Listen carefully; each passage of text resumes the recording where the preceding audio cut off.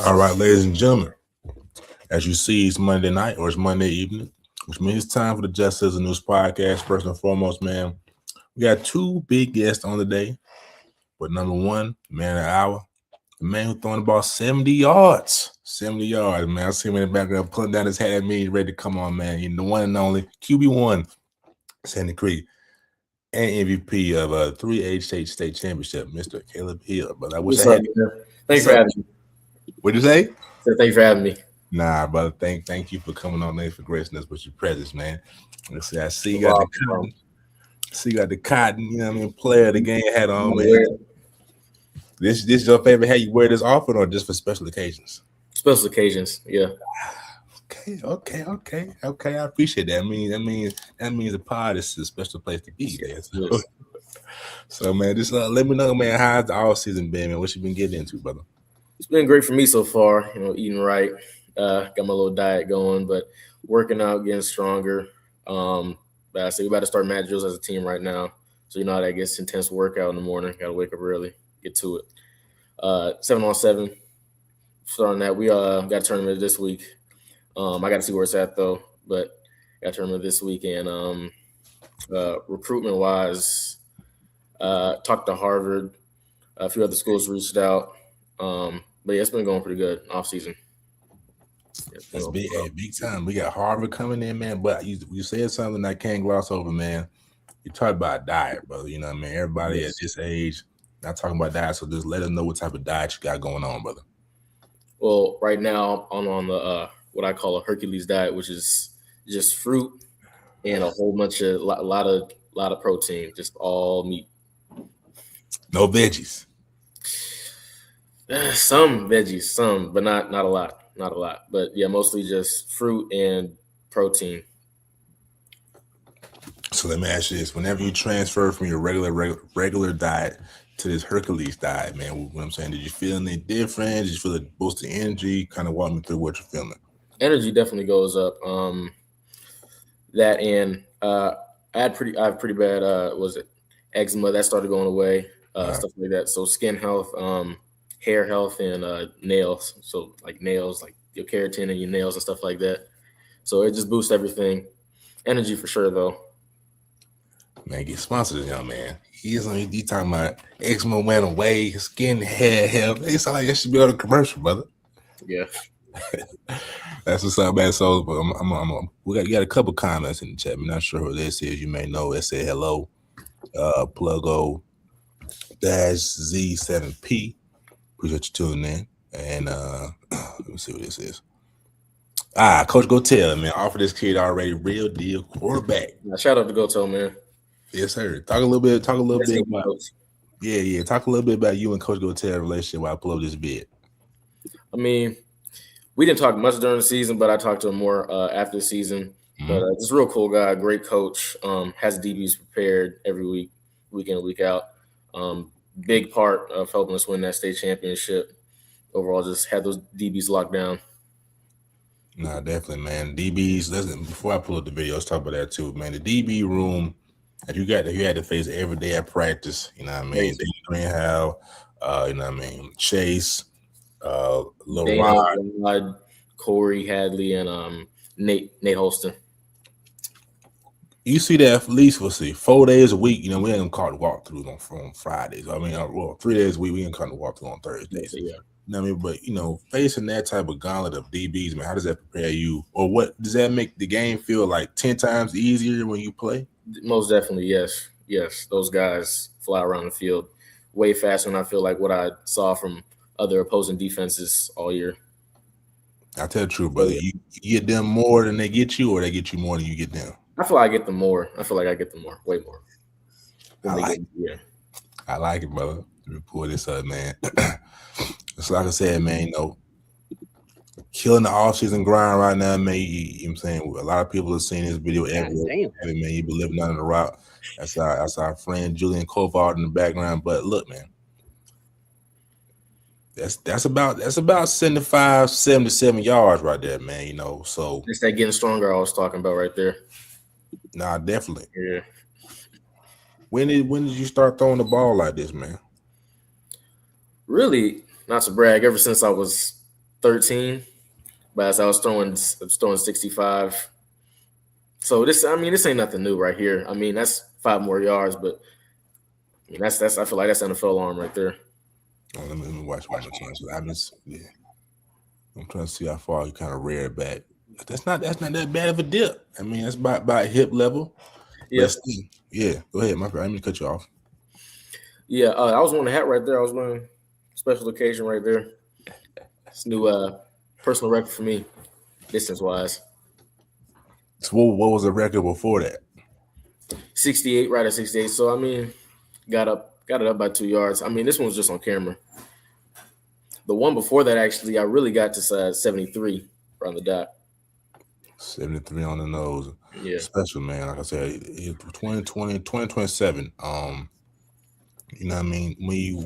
When you analyze yourself as a quarterback, man, I see a lot of Deshaun Watson. But you know what I'm saying? What do you think? I think it's really a mix. But I say Patrick because of different arm angles. Mine like Brady. And I wouldn't say Lamar. I'm not fast as him yet. I'm getting there. But I say like leg speed wise, Justin Fields. I like that. I also meant to ask him, man, what 7-on-7 you running with this season? With my dad's team, Elite Velocity Predators. Right, he runs defense. I actually run my own offense. I run the offense, so kind of special right there.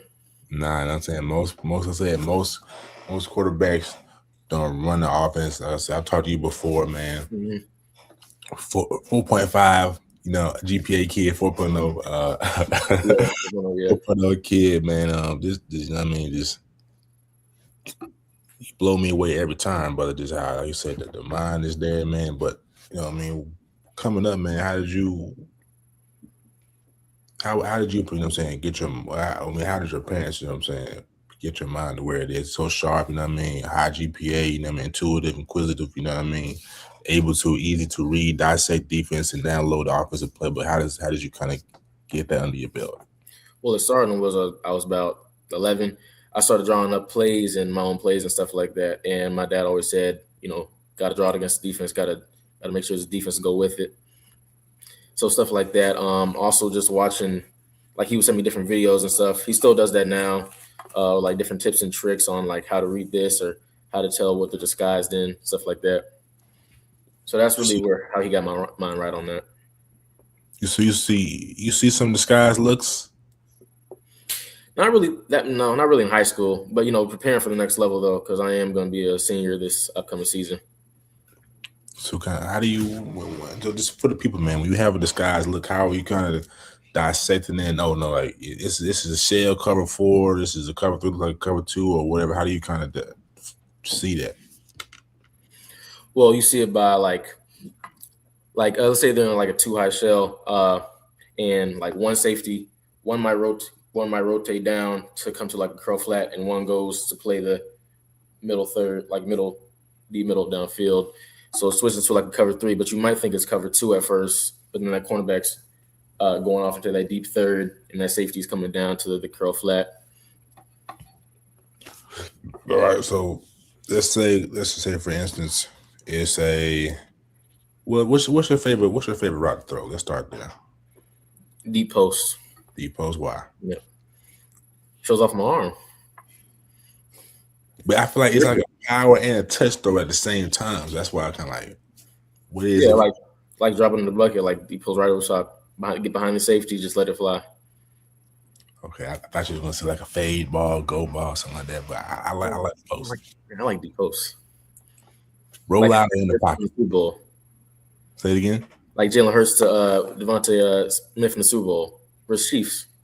Well said. Well said. Roll out or sit in the pocket when you throw it? I like sitting in the pocket, but I could get out there and make a Patrick Mahomes type throw. It's just easy on your body. You know what I'm saying? It's like you feel like you get more of a rhythm. Get more rhythm. Yeah. Like to read it out. Okay. So, where did the love of the game, love of football, kind of start for you, brother? say round nine. Round nine. I was playing safety and started watching Tom Brady. I'm a big Patriots fan. Mom's from Boston, so I mean, naturally, just fell in love with the Patriots. I mean, they're winning. Who doesn't like winning? And I just watching Tom Brady and seeing how he would, I guess, lead the guys down the field and just watching his mic'd ups and stuff like that. And so I told my dad I want to play quarterback. Then I switched to quarterback. He started teaching me all the stuff I talked about, and just fell in love from there. Do you feel like playing safety back then? Do you take anything from those safety days to now that you feel like kind of helps you? I mean, my speed. I mean, I was always fast, so coming down making hits. It was 9U, so I mean, wasn't really big on coverages and stuff like that, but just flying around the field. 100%. All right, man. Let's get to the high question, man. The burning topic, man. Caleb Hill, 2027. Just here for some Ivy League schools, man. Do you feel like you're still underrated, and why? Yes, I feel like I'm heavily underrated right now. I just feel like I've shown enough to at least get an offer or something by now, but I just got to keep my head down and keep working. But I do feel I feel I'm the best in 27 right now, just because my mind, my intellect, I can do way more than other guys. I can run, throw, run somebody over if you need me to. I mean, I can do it all. No, absolutely. I could do it all. Type of quarterback. I used to say, what you like 6'2"? How big are you now these days, man? 6'1", 205 right now. 6'1", 205. What's the goal weight after the off season? After the off season, 210. Make sure I can still run with the weight I'm putting on. 6'1", 210. Special. So back to the situation. Yeah, Sandy Creek. One championship. MVP of the championship game. How do you still fly under the radar, brother, from your vantage point? Honestly, I don't know. Coaches don't know, but I'm going to keep working. I feel like my resume is enough right now, and I just got to keep working. Really, I mean, I think back to back will give me that offer I'm looking for. 100%, man. What do you carry that chip on your shoulder every throw, every lift? I mean, just walk me through. I'm saying your mindset when nobody's there, kind of watching your pops is doing his thing. You just outside or in the gym. Just walk me through that mindset when you're preparing. No, definitely, especially when I'm in weight training. It's that new personal record. That squat or something like that. Making sure, like, just keep that in the back of your head. Like when you're squatting this 515. This extra rep of on your, I guess, burnout set of bench. Just keep that in the back of your head. Just keep going. Like make sure they doubted you. Make sure they don't doubt you anymore. Absolutely. Have y'all released y'all schedule already yet, Caleb? Yeah, we have. Yeah, we have. We got opener against Grayson at home. Nice. And we got Douglas the next week after that. So that should be pretty good. Let's see. It's not on Twitter right now. It must be on. Is it on Max Preps? Where can I find it at real quick? On our Instagram page. Should be on there. Sandy Creek football page. I got you. But while I pull it up, what's your thoughts on this? The weighted schedule. You know what I mean? With the schedule, kind of. You know what I mean? You got to have more big games. Just what's your thoughts on that? Like repeat that again. Like what do you mean? Like So it's what's the term I'm looking for? It's the strength of schedule. You know what I mean? That's being implemented this year with the the more the better teams you play and the wins that you get is going to help your playoff chances. Just what's your thoughts on that? If that makes sense to you? Oh yeah, I knew. Smiley definitely scheduled them for a reason. Yeah, that should definitely put us up to where I guess like where we want to be. Because I mean, we played like last season, as you know, we played East Coweta and we played McIntosh, but I mean, those two teams didn't really have good seasons, and that kind of dropped us when we got to playoffs. Even though we were 10-0 by the end of the regular season, so he definitely put them on the schedule for a reason. So I mean, we beat them. We should be no problem us being number one in 3A going to playoffs. Definitely, yeah. So, so let's just start back to Grayson, man. You know what I mean? Loaded team, loaded DB room, man. Just I'm sure you haven't kind of looked at the fan base months out, man. But just what I'm saying, what's your thoughts on playing Grayson at home, man? I feel like at home is definitely an advantage too. Crowd will get going. Uh, but I really just feel like, I mean, some people probably think we can't even probably compete with Grayson, but I feel like we can. We got, it's our 27 class versus their 27 class. I feel like we got the guys to go ahead and shock the world. 100%. And I might as well ask about East Coweta as well. I mean, beat East Coweta last year. I think I had lost what two years in a row. Yeah. You know what I mean? So with them, y'all having to go to East Coweta, man. Just you know what I'm saying, looking to keep the wheels on the right track, man. Just you know what I'm saying. What's your thoughts about going there? You know what I mean? Keeping that win streak going. I feel like it'll definitely be easier this time around. Um, we know what they're going to do. They know what we're going to do, but I feel like we just got the better athletes. All right, hey man, they got one of the best safeties in the class. Chance Gilbert, got Walter Maestro, another DB, formidable man. Say that with a lot of confidence, my friend. I mean, yeah, we got Corey Hadley though. Yeah, you got Corey, you got Corey. And what's the other young man from the 14 last year? Nate Holston. Got Nate, yeah, for sure. Got Nate. All right, man. I'm saying we'll see. We'll hold you to it. Fast track, man. You got week four, man. Big time quarterback matchup. You know what I mean? Playing Justin Murphy and North Clayton Eagles. Away. What's your thoughts on that matchup? And you know what I'm saying, if you have a relationship with Justin, I saying, know of him. I've seen him. I don't really know much about the team and all like that. But I mean, we'll get to it once we get the film and stuff like that. But I mean, yeah, I know of him and I know of the team. I just don't know that much about them to really speak on them like that. 100%. 100%. So, you know what I'm saying? If you had to rate the schedule, I mean, a scale of 1 to 10, you know what I'm saying, what am I remember? Let's scratch that, man. Just what stretch of the season are you most looking forward to? Let's go there. You said what stretch of this? Like what part of the season? Yes, sir. First two games. First two games of regular season. That's what I'm looking forward to. Yeah, Man, I just feel like we're doubted right now against those two teams. So I feel like we can definitely shock some people. 100%. I'll stop sharing my screen. We'll bring it back to. All right, man. So, you know what I'm saying, talk about Corey Hadley, talk about Nate Holston, man. Just you know what I'm saying, what's your rapport with those guys, man? Why are they two of the most dynamic receivers in 3A right now? Their ability to make special catches, just being able to just throw it up to them and they'll go get it. Just knowing they'll go get it. All right, I'm gonna read off some of your accolades here. Like you said, 6'1", 3.9 GPA, 2026 award and honors AJC, 3A first team All State. You already know he's 3A state champion, game MVP, GHSA all first team finals, 2-time first team All Region 2 3A, two-time first team All Fed County team. I mean, we hear those accolades, man. When you were a young lad, you know what I mean. Did you see these in your future? Yeah, for sure, for sure. I just knew I just got to keep working, keep my head down, just keep working, and those accolades will come, and I'll be able to just keep filling up my resume. 100%. All right, man. Switch off the field, man. You know what I mean. I hear you pretty funny, man. I hear you got some Dave Chappelle type of comedy. Your mom's always talking about that, man. So, is this a fact? Yeah, Are you in fact, you know what I mean, very talented when it comes to stand up?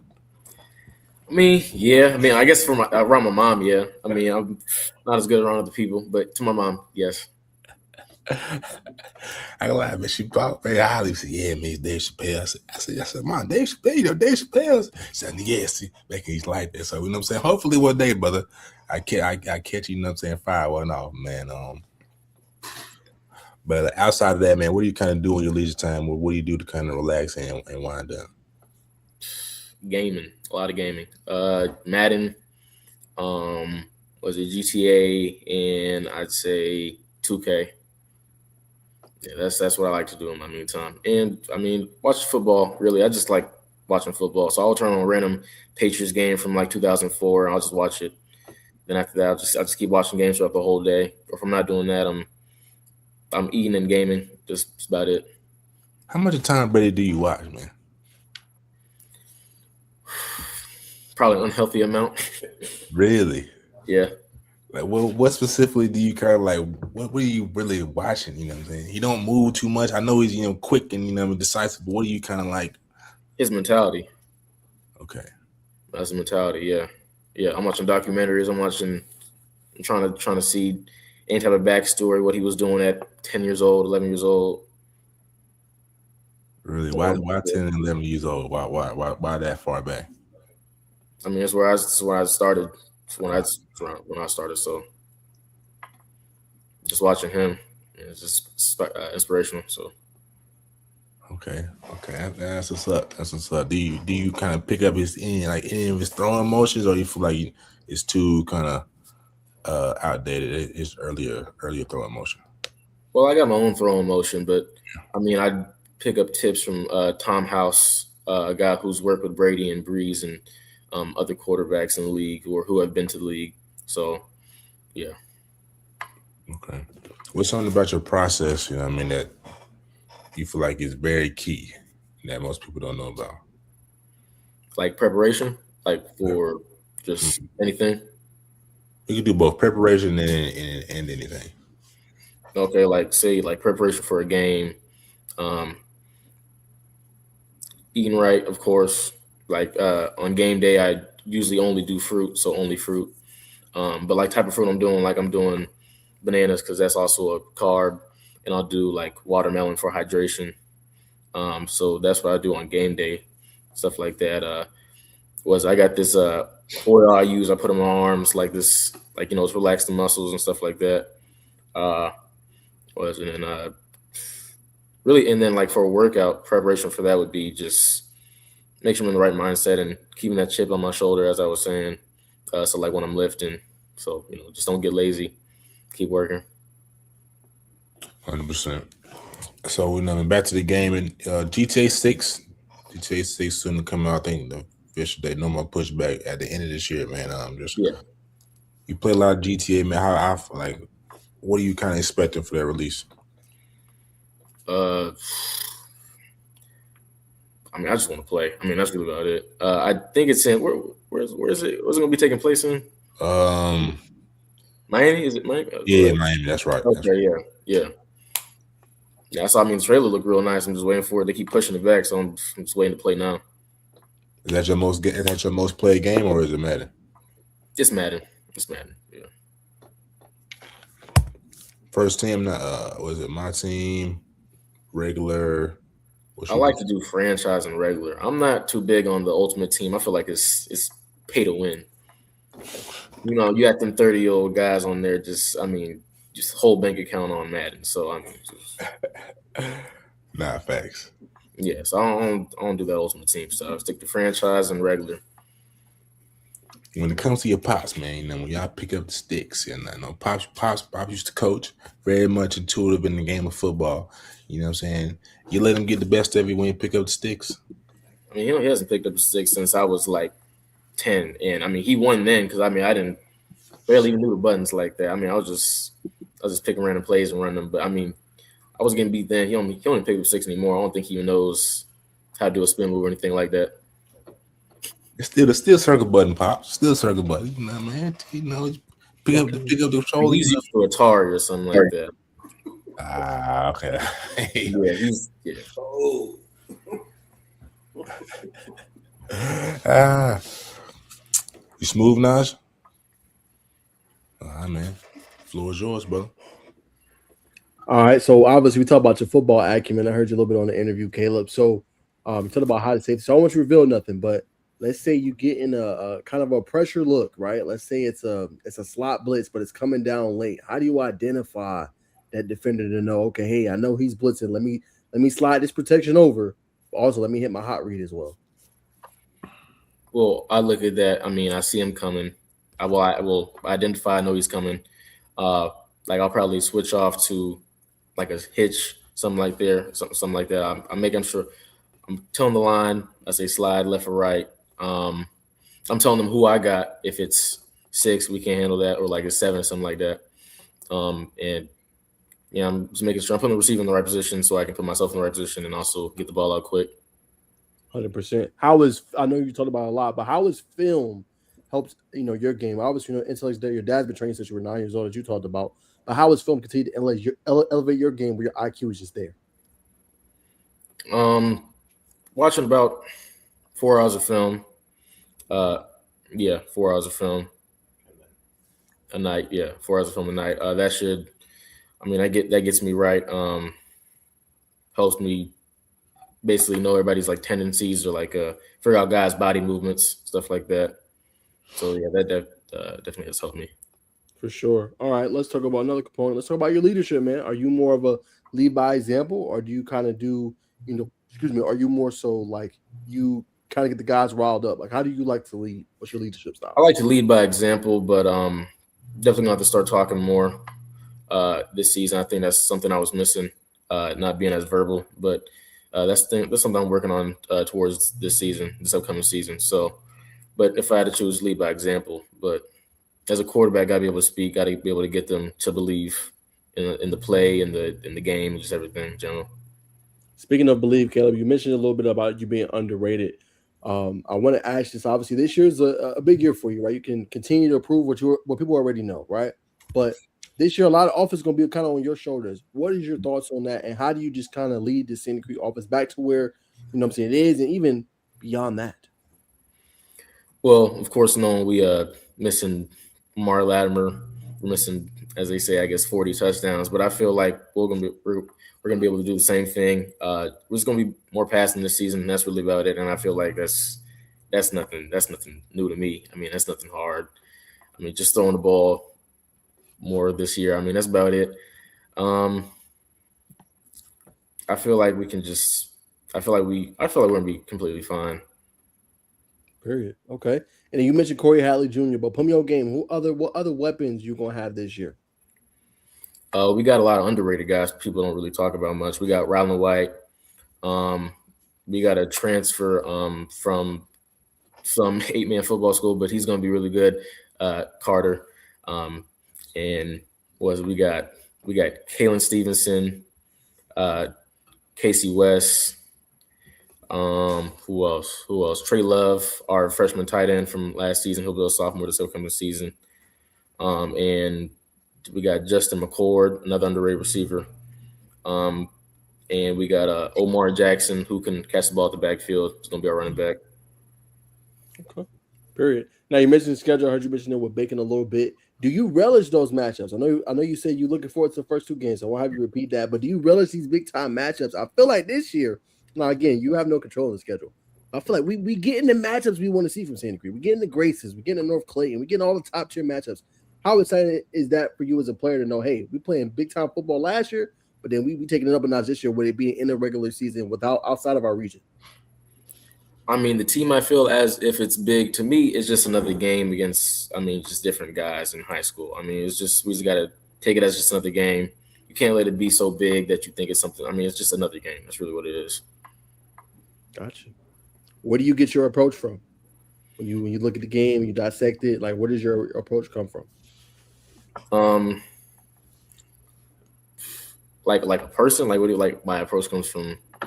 Yeah, like a person, or like, what I'm saying, you watch different people. I know you mentioned some people that you like to watch, but like where, like when you approach, like how have you been able to develop your approach when you get to game? Like I said, you always feel like you're cool, calm, and collected. It's never too much. You approach it like you just said, one game, I don't care who it is, that it's a faceless jersey to me, doesn't matter. Where does that kind of approach come from? Really, I say somebody like I guess like Nick Saban or something like that, or even my dad, like just staying calm throughout. Like he's very calm throughout like probably the worst situations, but I've really learned that from him. Really, just staying calm, stay calm the whole way through. Got you. All right, I'm gonna put my coach's hat on. Recruiting you, Caleb. You know what I'm saying? We want you to come play for our institution. Why should we take a chance on you, Caleb? What makes you different from the rest? I'm the best. There's no one else like me. I can do it all, really. Run, pass, run over, as I said. I'm here with it. You know what I'm saying? I can be another coach on the field. I like that. Can you? If I don't know if Bacon asked you about it, but can you explain that part of your game? A lot of people sleep on the dual threat ability, the running ability. We seen you last year. I think we was at the East Coweta game. You ran for like 40, 50 yards. So tell people about that aspect of your game. I feel like that aspect of my game is pretty underrated. I feel like people don't really talk about it much. I mean, this last season I was more of I ran way more than I did the season before. But overall, I just feel like I'm very underrated in that category right there. I feel like a lot of people don't like. I surprised a lot of people this season with taking off on them. They didn't know I was that fast. You know. 100%. All right, man. Let's talk about another unit that always gets overlooked: the offensive line, man. How are you feeling about the trenches? I know you guys have some people holding. I know, but how does that unit look? You guys return a lot of starters. How does the offensive line look? I know it's still very early, but we lost 3. We'll have 2 returning. We'll have Ryan Moore, you'll probably know about, and Andrew Holland. But we got some transfers coming in. We got one from Banneker and a few others. I just don't know much about them yet, but I think we'll be solid. I mean, we got guys who've been there and stuff like that. So, I mean, I think we'll be completely fine. Got you. I don't know if Bacon showed it, but Coach Gotel tuned into the building. I want to ask, I know he left for Griffin. What did he mean to you, Caleb? Because I know he didn't just coach the defensive side of the ball. He also had a rapport with you, Amari, all the offensive guys. What did Coach Gotel mean kind of to you? I mean, overall, just a great coach. To me, I mean, as I said, we didn't really talk much until after the season, but I mean, he meant a lot to the whole team, to the defense side of the ball, like the whole team in general. Just his preparation and like he'd be as like him personally, like he would know. I guess if a player was sick that week on the team, or like if they stubbed their toe or something like that, like he knew that much about the other team every week, and he would get those DBs ready. Like he'd have full scouting reports and stuff like that. So, I mean, he just meant a lot to the entire team, not just me personally. 1,000%. And before I let you go, or before I throw it back to Bacon, Caleb, what do you want to attain this season? You've been on the height. You like I said, you got to be a commission player of the game. We know what you do. This is what you do. But what do you want to accomplish and show this final senior season? Another championship. Like personal, like stat wise, I'd like 4,000 passing yards or like 5,000, 40 plus touchdowns. I like to see if I can maybe get 20 rushing. Maybe 1,500 rushing yards if I can. But, we got some backs who can do that. So leave that up to them. So, I mean, yeah, really just my whole goal is just to win another one back to back. Definitely. Throw it to you, Bacon. The ultimate teammate, ladies and gentlemen. But I want to ask you, brother, is there anything that you feel like you have to prove to yourself at this point coming up at the upcoming season? Prove I can lead verbally, like be more outspoken on like certain things when it comes to just getting the guys to believe in something. So let's hear, brother. What is? Y'all know if you had time to think on it now. What does that look like? What does that look like at mat drills, or what does it look like first day of spring, or what does it look like in the weight room for you? Like for mat drills, probably like say. I mean, we're tired. We're going to be tired, of course. Intense workout. As the coach would say, no bending over. So, leading there verbally, leading by example and verbally, like, helping guys up and stuff like that. Spring, putting the guys in the right spot, making sure, they know what to do and all stuff like that. I mean, that's really it. All right, brother. I'm saying we're gonna be tapped in. We'll be looking forward to that, man. What we'd like to do before, with our guests, man. We'd like to give them the floor, brother. So if you have anything to say, if you have anything to plug, my friend, the floor is now yours.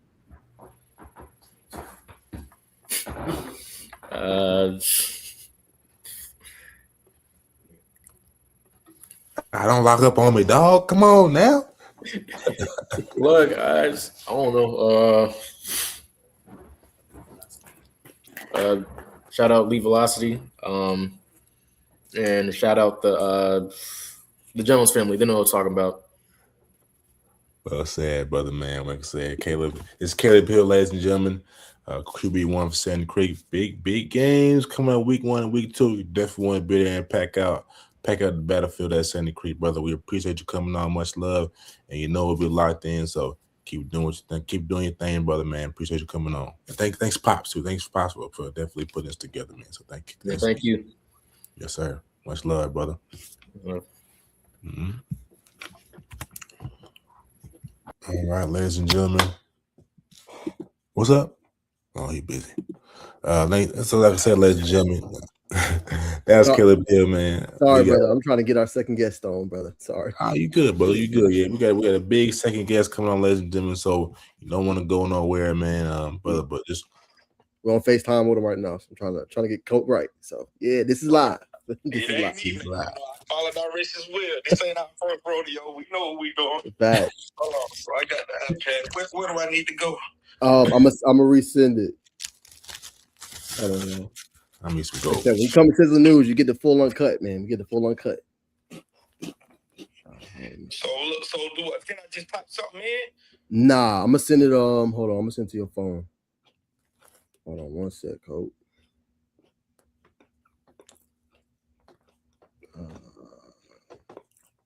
Text you. Might be easier because sometimes Instagram be tripping. You ain't lying. At least we haven't had any audio problems today. I know we've been having joining problems, Bacon. Okay, Coach, I just sent it. You sent it to my phone. Okay. Yes, I'll make it join from my phone. Yes, no. Maybe that'll work better. Let me click this link. If it was an iPhone, we can't do it on Safari. I don't think. Oh, you can't do it on Safari if it's on iPhone? Because he said the screen was white. The screen was white. Yeah. Right. So I told him to do his iPad. Oh, we'll see. Either way. I mean, push on the show. You should have a Google app. So you know what I mean. But don't worry, that just copy and paste. The bro said the Google app. Yeah, you gotta have to Google it. Google Chrome. Shoot. Nobody use Google Chrome on the phone. But I'm saying if it's not gonna work on Safari. I mean, I just look. It just can't do. It's a link, but it ain't like I can't click on the link. You know what I'm saying? Show me what you looking at, Coach. Please turn screen. I'm on the iPad. Okay. I can't click on that link nowhere. You know what I'm saying? Got it. Okay, see if you can copy and paste that link, Coach. Okay. Yeah. Control C it, like highlight it, Control C it, and then put in your Safari. You say Safari, not Google Chrome? Yes, sir. My bad, bro. No, you good, Coach. Try not to waste y'all boys' time, man. Nah, never that. Never that, Coach. We appreciate you coming on. Oh, man. Bro. I'm looking forward to that Sandy Creek Grayson. That's a game. Hey, that's gonna be a game right there. That's a big game. Which one? Sandy Creek Racing. Yeah. Well, basketball? Football. Oh, for real? Mm-hmm. Next year. Mm-hmm. Yes, sir. Facts. What you say? He said everybody stop being scared. Nah, facts. No. But so, I don't think anybody would. Man, here you go, Brother Brinsky in the cut. What's going on, Brinsky? Good. Hey, good to see you this weekend at Sevens, man. Always, brother. You know what I'm saying? It's always a pleasure to when a legend is in person and digitally, but we're working on an interview right now, man. I mean, the live chat lobby is always, amazed. But you know what I mean, we're working. Oh yeah, we got Coach. Let's go. He is. Y'all see me? There it is. Yes, sir. Let's go. What's good, fellas? They had some technical difficulties, man. My apologies, man. Oh, you know, I'm more than just a football coach, man. We can be some technicians too, man. Second time around, man. You feel me? What's good, fellas? What's going on, bro? Good, family. Hey, man. Hey, happy to be here, man. I'm enjoying what you guys are doing, man. I appreciate the opportunity, man. Y'all putting the spotlight on high school sports, man, which is a big thing, man. We got something good in the state of Georgia, man, and I think y'all are doing an excellent job, man. So kudos and salute to y'all for doing what y'all doing for sure. Appreciate that. Likewise, Coach. Facts. So, coach, I'm gonna give you the flow. Put us on some game, man. We know about Columbia. Hey, look, you won back coach of the year. We got to give you the kudos. Hold on, Bacon. Let me Yeah. We got sound effects now, real coach. quick. Oh yeah. Right the back. Coach of the year, man. You deserve a round of applause, man. Nobody's giving you your flowers, coach. So on the show, we got to give you your flowers. Man, So, I'll say this, man. In this business, man, you got to be selfless, man. You know what I'm saying? It's not about me, man. It's about those kids and the men that help me, you know what I'm saying, working all towards the common goal. So, like I said, it's definitely a blessing, you know what I'm saying, to get recognized for the hard work that we've been doing, you know what I'm saying, and accomplishments. But of course, like I say, winning the region is definitely a goal of ours every year. We do realize that playing in a different region this year, that the task and the challenge will be, you know what I'm saying, a little bit more difficult. But we're up to it. We've been building, for quite some time now. I'm definitely confident in our ability and what we've been doing over at Columbia, but, definitely grateful for the opportunities and for the recognition. So thank you, my brothers, for that, giving the flowers. I appreciate it, man. Absolutely. anytime, coach. So who's some players we need to watch out for? Last year, I know you had multiple players, coach, that you're telling me about. Who this year we need to keep kind of an eye on? Well, last year, a lot of my guys were young, you know what I mean? So I'll be returning a lot this year. I'll just start with my quarterback, Zard Daniels. He's been working real hard. Last year was his first year with us. Got a couple of big games under his belt. He led us, throughout the region. You know what I'm saying? He had a strong finish of the region, winning the Offensive Player of the Year. So Zard Daniels, I'm expecting him to come in and have a more dominant year this year. We are blessed and fortunate to have some weapons, on the outside and the inside. You know what I mean? Rashad Silver, who's picking up a lot of steam, man, who's had a great offseason, is doing pretty well on the track right now. King Parham, another guy, who I'm expecting big things from as well. A multi-talented, athlete that plays both sides of the ball, just like Silver. So, like I say, one thing about us at Columbia, man, we try to provide, so these college coaches with just football players. We just don't try to have guys just play one side of the ball. You know what I mean? Even in my backfield, man, I got a super stud freshman, DeQuarian Tremel, man, who I'm extremely excited about for him. You know what I'm saying? He reminds me a lot of Jaden Ball. I mean, I know that's, that's a pretty high name to throw out there, but as a freshman, Jaden was 15 going on 40, and he has the same mannerisms, the same humbleness, and the same work ethic. So we're looking for him to, turn a corner and elevate his game, got him on the track. Big Chris Hector, who's Yes, a beast up front, man. Big Chris has been picking up steam on both sides of the ball.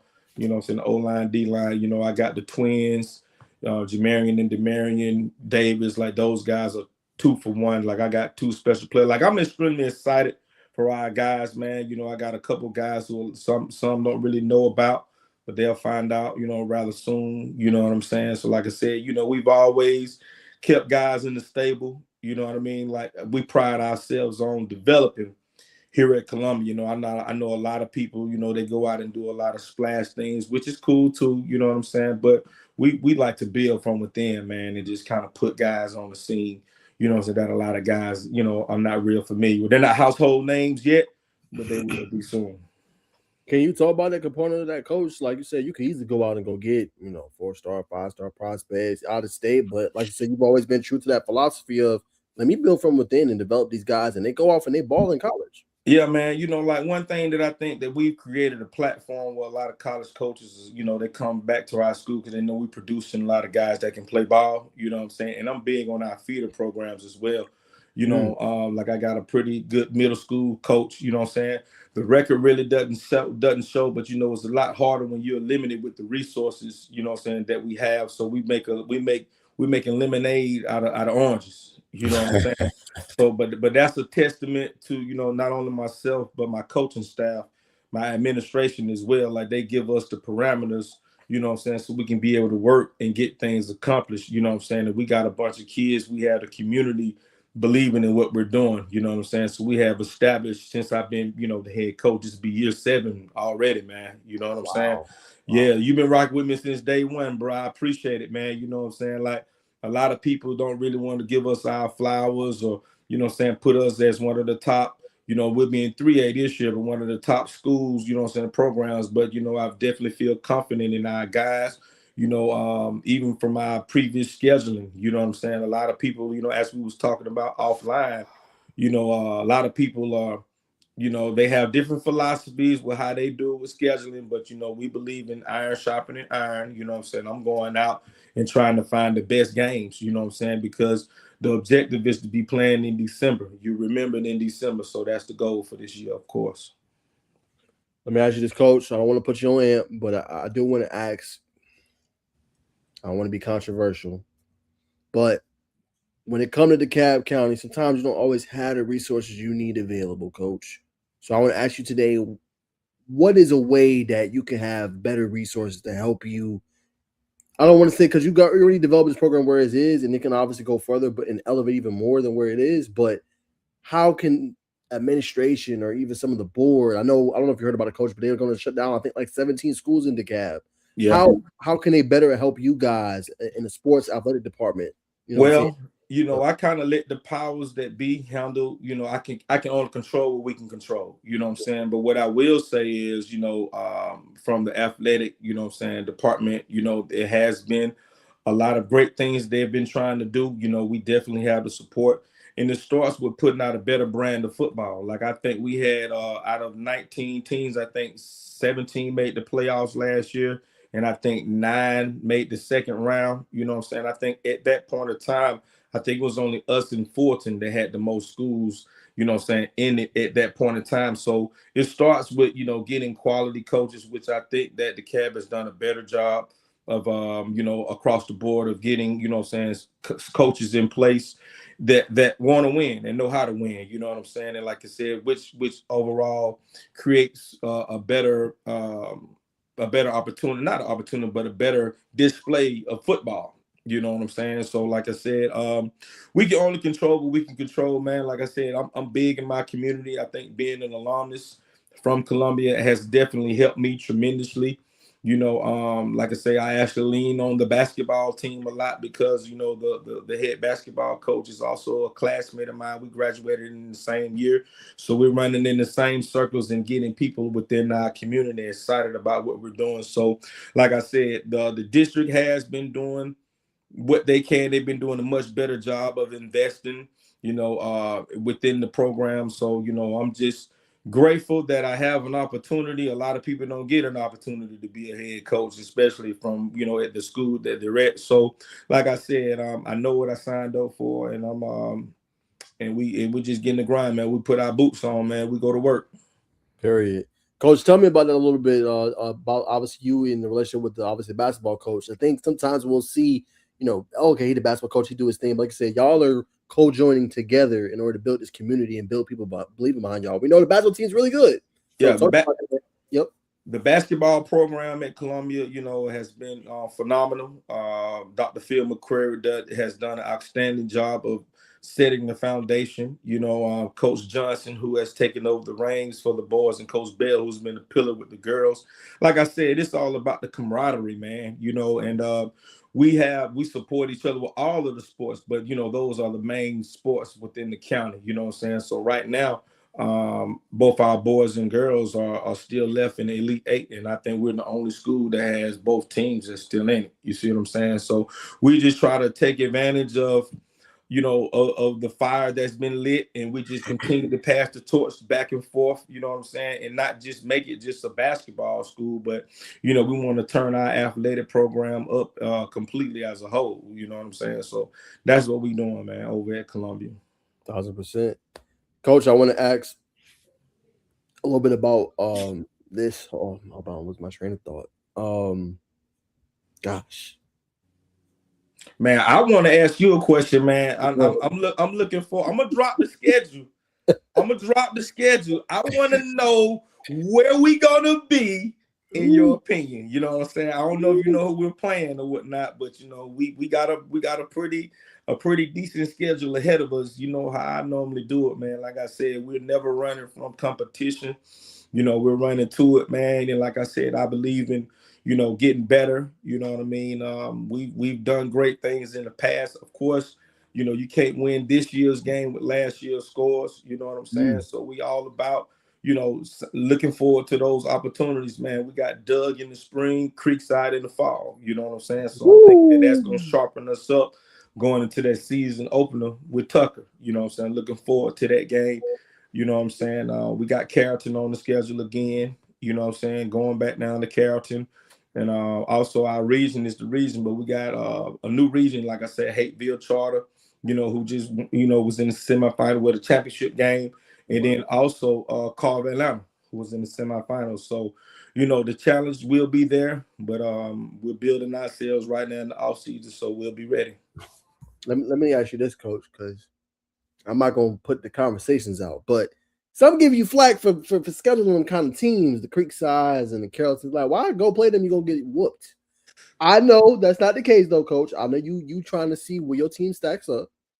So when you play those teams, like, what do you tell your team just to not get, you know, down or like, hey, like, okay, we lost, but hey, like, we can learn from this. What do you tell your team? So first and foremost, you know what I'm saying? I'm just be honest, man. I think a lot of the other programs are just catching up to what we've been doing. You know what I'm saying? See, like the PSR and the rankings was already a part of our, you know what I'm saying, classification. You know what I'm saying? So now everybody else is kind of catching up to it. But also in the past, man, I lean on my experience of going down to Camden County, man. We had 40 players, and they had 120 players. Only 11 can play at one time. You know what I'm saying? So, like I said, I'm extremely confident. I sign these games up not to, you know, get beat or to go look for a check, man. We looking to compete and come away with it. You know what I'm saying? And also those games make us better. You know, you playing against quality teams, quality programs that are, you know, nationally known, not just within our state. You know what I'm saying? Like, you know, like I said, iron sharpens iron. I have a lot of guys on my team that are blessed and have scholarship offers. So, you know what I'm saying, we want to play against guys that we know that's going to be playing on Saturday. So we just like, it's a long game. It's a method to the madness. You know what I'm saying? A lot of people don't really understand. You know, I don't believe in fluff. You know what I'm saying? I don't believe in fluff. Like, you know, you can get in trouble by having an 8-2 record and really having challenged your team or your coaches, you know what I'm saying, and get bounced in the first round or the second round. A lot of people are happy with being in the first round, second round. That's not something that we pride ourselves. We've been knocking on the door. We've been going second round, third round, man. I'm trying to play in December, man. That's just the bottom line, and this is what it is. All right, my last one, I'm going to throw it to Bacon. I want to talk about the word impact, Coach. You've been there 7 years. I know Jaden Ball is the big front runner everybody talk about, but I know you've had a bigger impact than that, Coach. Talk about just the lives you impacted in them 7 years at Columbia. Man, like I said, you know, being an alumnus, man, is always a special time, you know, saying to come back to a place where you once, you know, walked the halls and play, you know what I'm saying? So it's just making it better. Like I say, Jaden Ball is the front runner, but we have a lot of other guys that even came before him that I coached.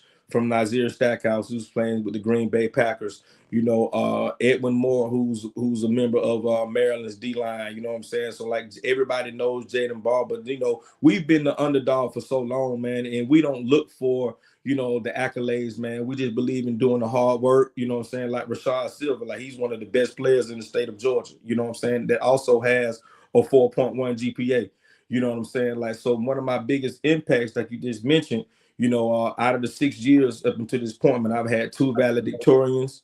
You know what I'm saying? Our team GPA is a 3.3. You know what I'm saying? Like, what I'm most proud of is, you know, Yale came and offered one of my kids a full scholarship. So it's just about, you know, just creating opportunities that the game can provide. You know what I'm saying? And it's bigger than football. You know what I'm saying? So, like I said, we've been big in the community. You know what I'm saying, giving back, you know what I'm saying, school drives, coat drives, and all of that stuff. So it's been a great time, you know what I'm saying, and I really enjoy what I do, you know, and we just trying to, you know, keep knocking it, you know, keep taking it a day at a time. Hopefully, instead of knocking on the door, man, we can go ahead and kick it in and go on and get on in there, man. That's it. 10 points on the board for the East Side. I like that. Hey, man, you know, it's nothing bigger than especially the East, man. Come on now. We get left out a lot, man. You know what I'm saying? We get left out a lot. Like I said, there's a lot of quality ball that's going on from, Tucker, Lithonia, Southwest DeKalb, MLK, Stevenson. Like it's a lot of programs that are doing a lot of good things. And like I said, it starts with the coaches, man. You know what I'm saying? So I believe that, there are a bunch of good men, who are leading their programs, to whatever they feel like is best for them. But like you said, we just running our own race over at Columbia for sure. No, definitely. I want to stay on the topic of coaches, man. We talked to Coach Dixon at the 7th this past weekend. He was like, you know what, Coach, you know what I'm saying? Y'all been covering us for a while. We were scheduling the big games, getting our head beats in. We flipped around and turned the page. So I want to ask you, man, just kind of, when you were talking to Coach Dixon, did y'all kind of talk about Creekside going from losing a lot to now being where they're at now? Man, me and Coach Dixon, I got a great relationship with him. You know what I'm saying? He's somebody that I've watched because he's an alumnus from Creekside as well. So, like I said, we cross paths often. We tried to put things together in the past, you know what I'm saying? But, I'm just excited about getting the opportunity to play against, one of the better programs. You know what I'm saying? Coach Dixon has done an outstanding job over at Creekside. I think one year, they went 1-9 or 0-10, if I'm not mistaken, man. So, like, it's just the fact of the matter that if you put your foot down, if you put your boots on and you keep taking one step at a time, man, and you do things the right way, treat people right, and build your community up, man, there will be light at the end of the tunnel. So for sure. 100%. What do you feel like is a next phase for Columbia football in your opinion? Winning the state championship. You know what I'm saying? Like, I think a lot of people are starting to, we're starting to garner a lot of attention. A lot of people know that we have talent on our team, but sometimes I don't think we get the respect. You know what I'm saying? That, but in order to get respect, you got to knock somebody off. So we just gonna keep grinding and pounding until, we reach that goal. Like I said, we have the recipe. We have the coaches, we have the support within the building as far as with the admin. Now we just got to go out there and do it and put it on the field on Friday nights. So have you thought about just how the media can play a big part in control your own narrative? Like, kid, go ahead. Absolutely. Like I said, me and we talk about this all the time. Najee, is that right? Najee. I always mess up your name, man. You know what I'm saying? But he's been a supporter since day one. You know what I'm saying? And like, he actually gave me the intel of the importance of the media, because in my early careers, I was like, nah, no comment. You know what I'm saying? Like, nah, coach, you got a special group of guys, man. I think like it needs to be on the forefront. So, I give kudos to you guys for giving me the platform, you know what I'm saying, to be able to talk about our program and talk about our kids, who's kind of used to being the underdogs. You know what I'm saying? Like, Columbia has always been kind of known for basketball, you know what I'm saying? But we have more than just basketball there. So, like I said, we just kind of running our own race. You know what I mean? It does feel good to get the notoriety and some attention on the guys. You know what I'm saying? But your play got to match. So that's exactly what we're trying to do. Make it all make sense. It's around that board drill time, man. I'm assuming we had a player from Sandy Creek on talking about it's board drill time coming up. So is it that time for y'all? What does this time of the year do for you? Man, hey, look, the sun is starting to shine a little bit. It's starting to warm up a little. Yeah. You know what I'm saying? The whistles will get ready to, start blowing a little bit. You know what I'm saying? So right now, we definitely have taken on the seriousness of the off-season program. You got to win in the off-season. You got to definitely have a plan in place. So now it's time to, well, it's overly time. You know what I'm saying, to put put it in motion. We got guys running track. I got some guys that's finishing up basketball. You know what I'm saying, and we're definitely in the weight room and like I said, getting on that board and trying to get the philosophy right, man. So, like I said, this is the most important time because this is the foundational stages of your season. You know what I'm saying? So this is when you coming up with the rules and the regulations, because everything changes every year. You know what I'm saying? Like, you got to have a new drive and find something that, that drives you to continue to move forward. You know what I'm saying? And I think that, the seniors that I've had over the years, you know what I'm saying, that's, they've done a great job of leaving the lineage behind of what it's supposed to look like. And everybody is supportive of one another. Like I said, I really feel like we're close. to get into the game, to the championship game. You know what I'm saying? Like I said, I'm very confident in our group, and I'm just looking forward to the season. Definitely an exciting time right now. I said last two questions with me, not throwing back to Naj. Coach, I just want you to talk about what is the lifestyle or the to-do list, how rigorous or unrigorous it is, just being a head coach during the offseason.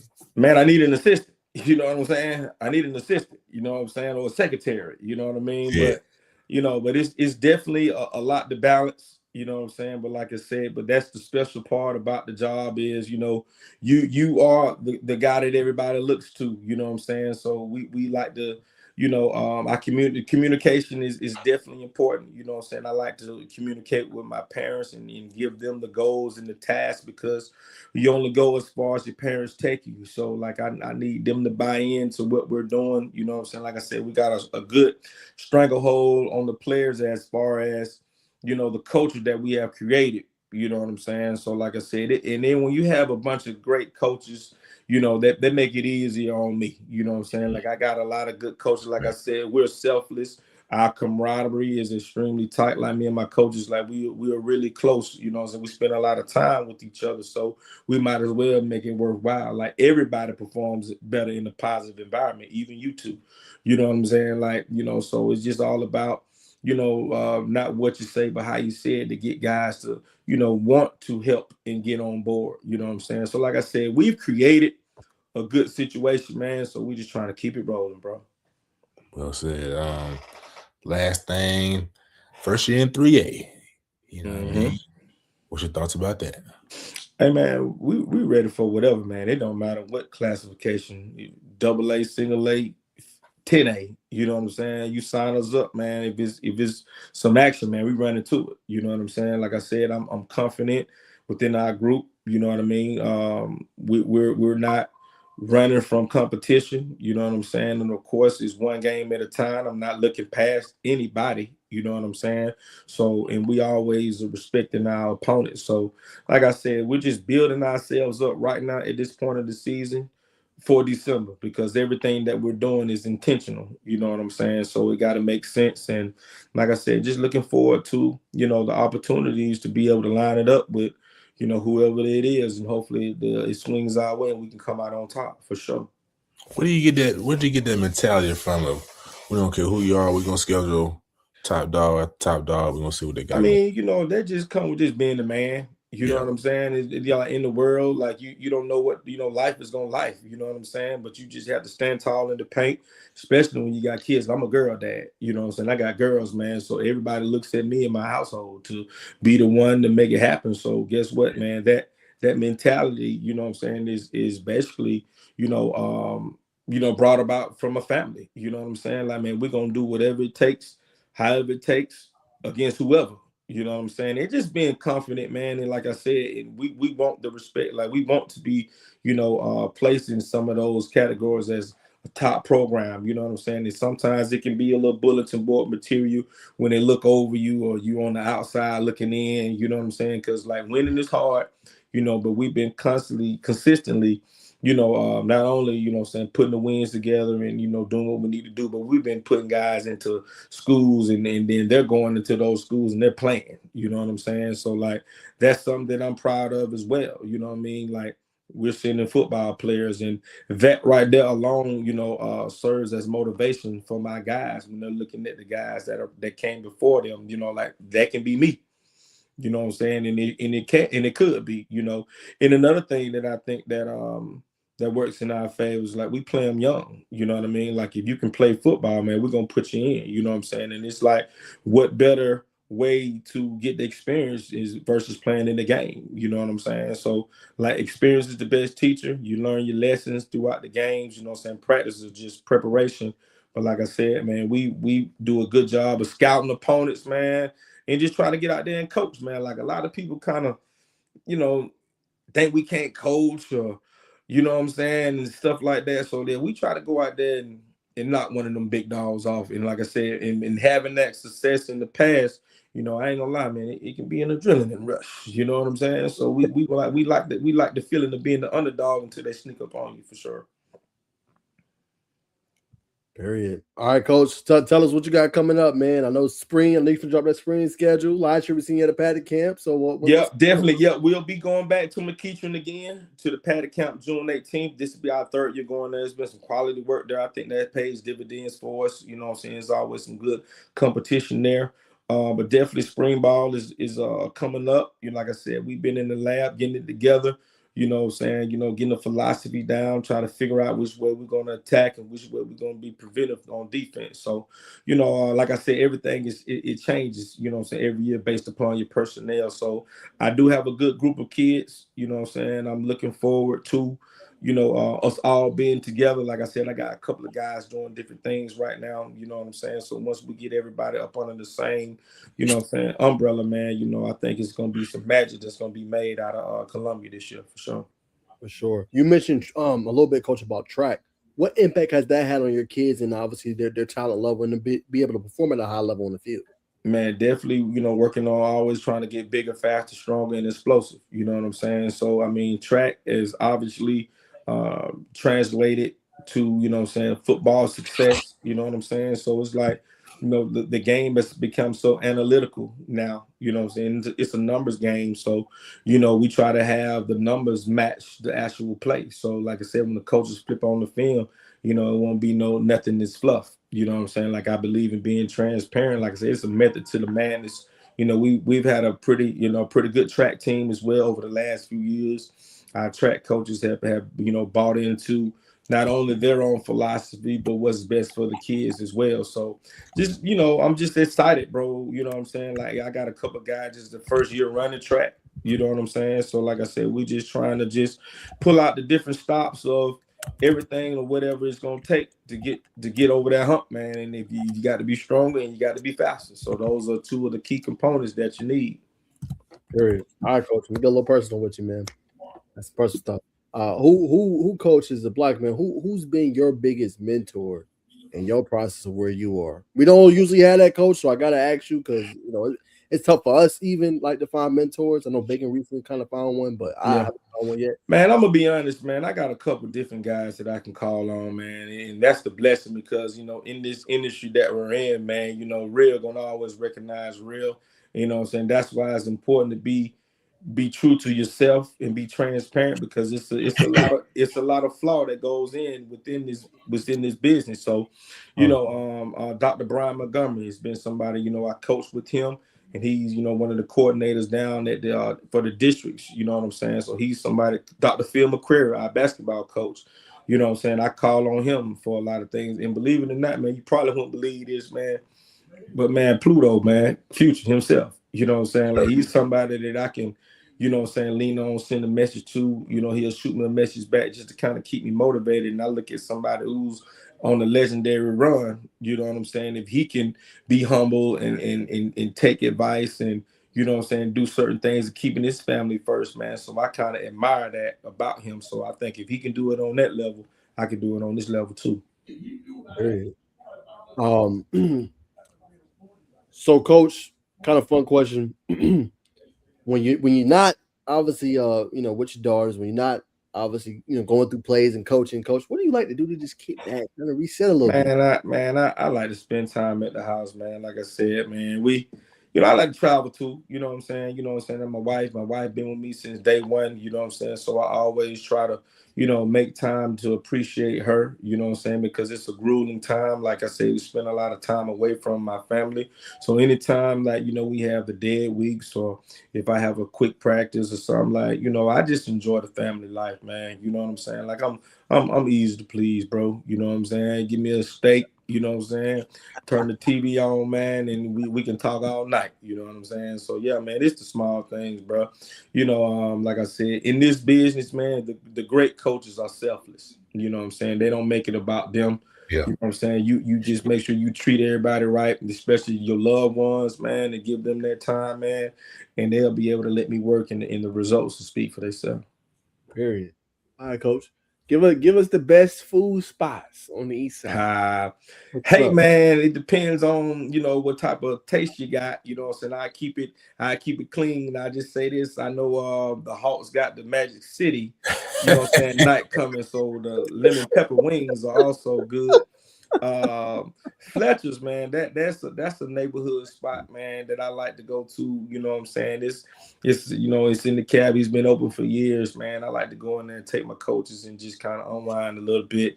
Louisiana Seafood, which is right up the street from the school, like they have kind of adopted the Columbia wave, man. They got all the kind of t-shirts and stuff in there.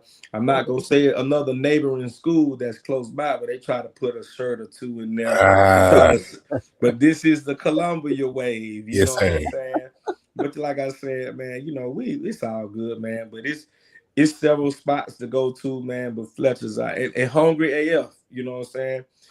They do a lot of sponsoring for me. I got to shout them out, you know what I'm saying? They do a lot for my team, you know what I'm saying? The one on Keller, you know what I'm saying? So I spend a lot of time in there too, you know what I'm saying? Going in there and getting a pregame meal for the squad. So they do a good job for me too, for sure.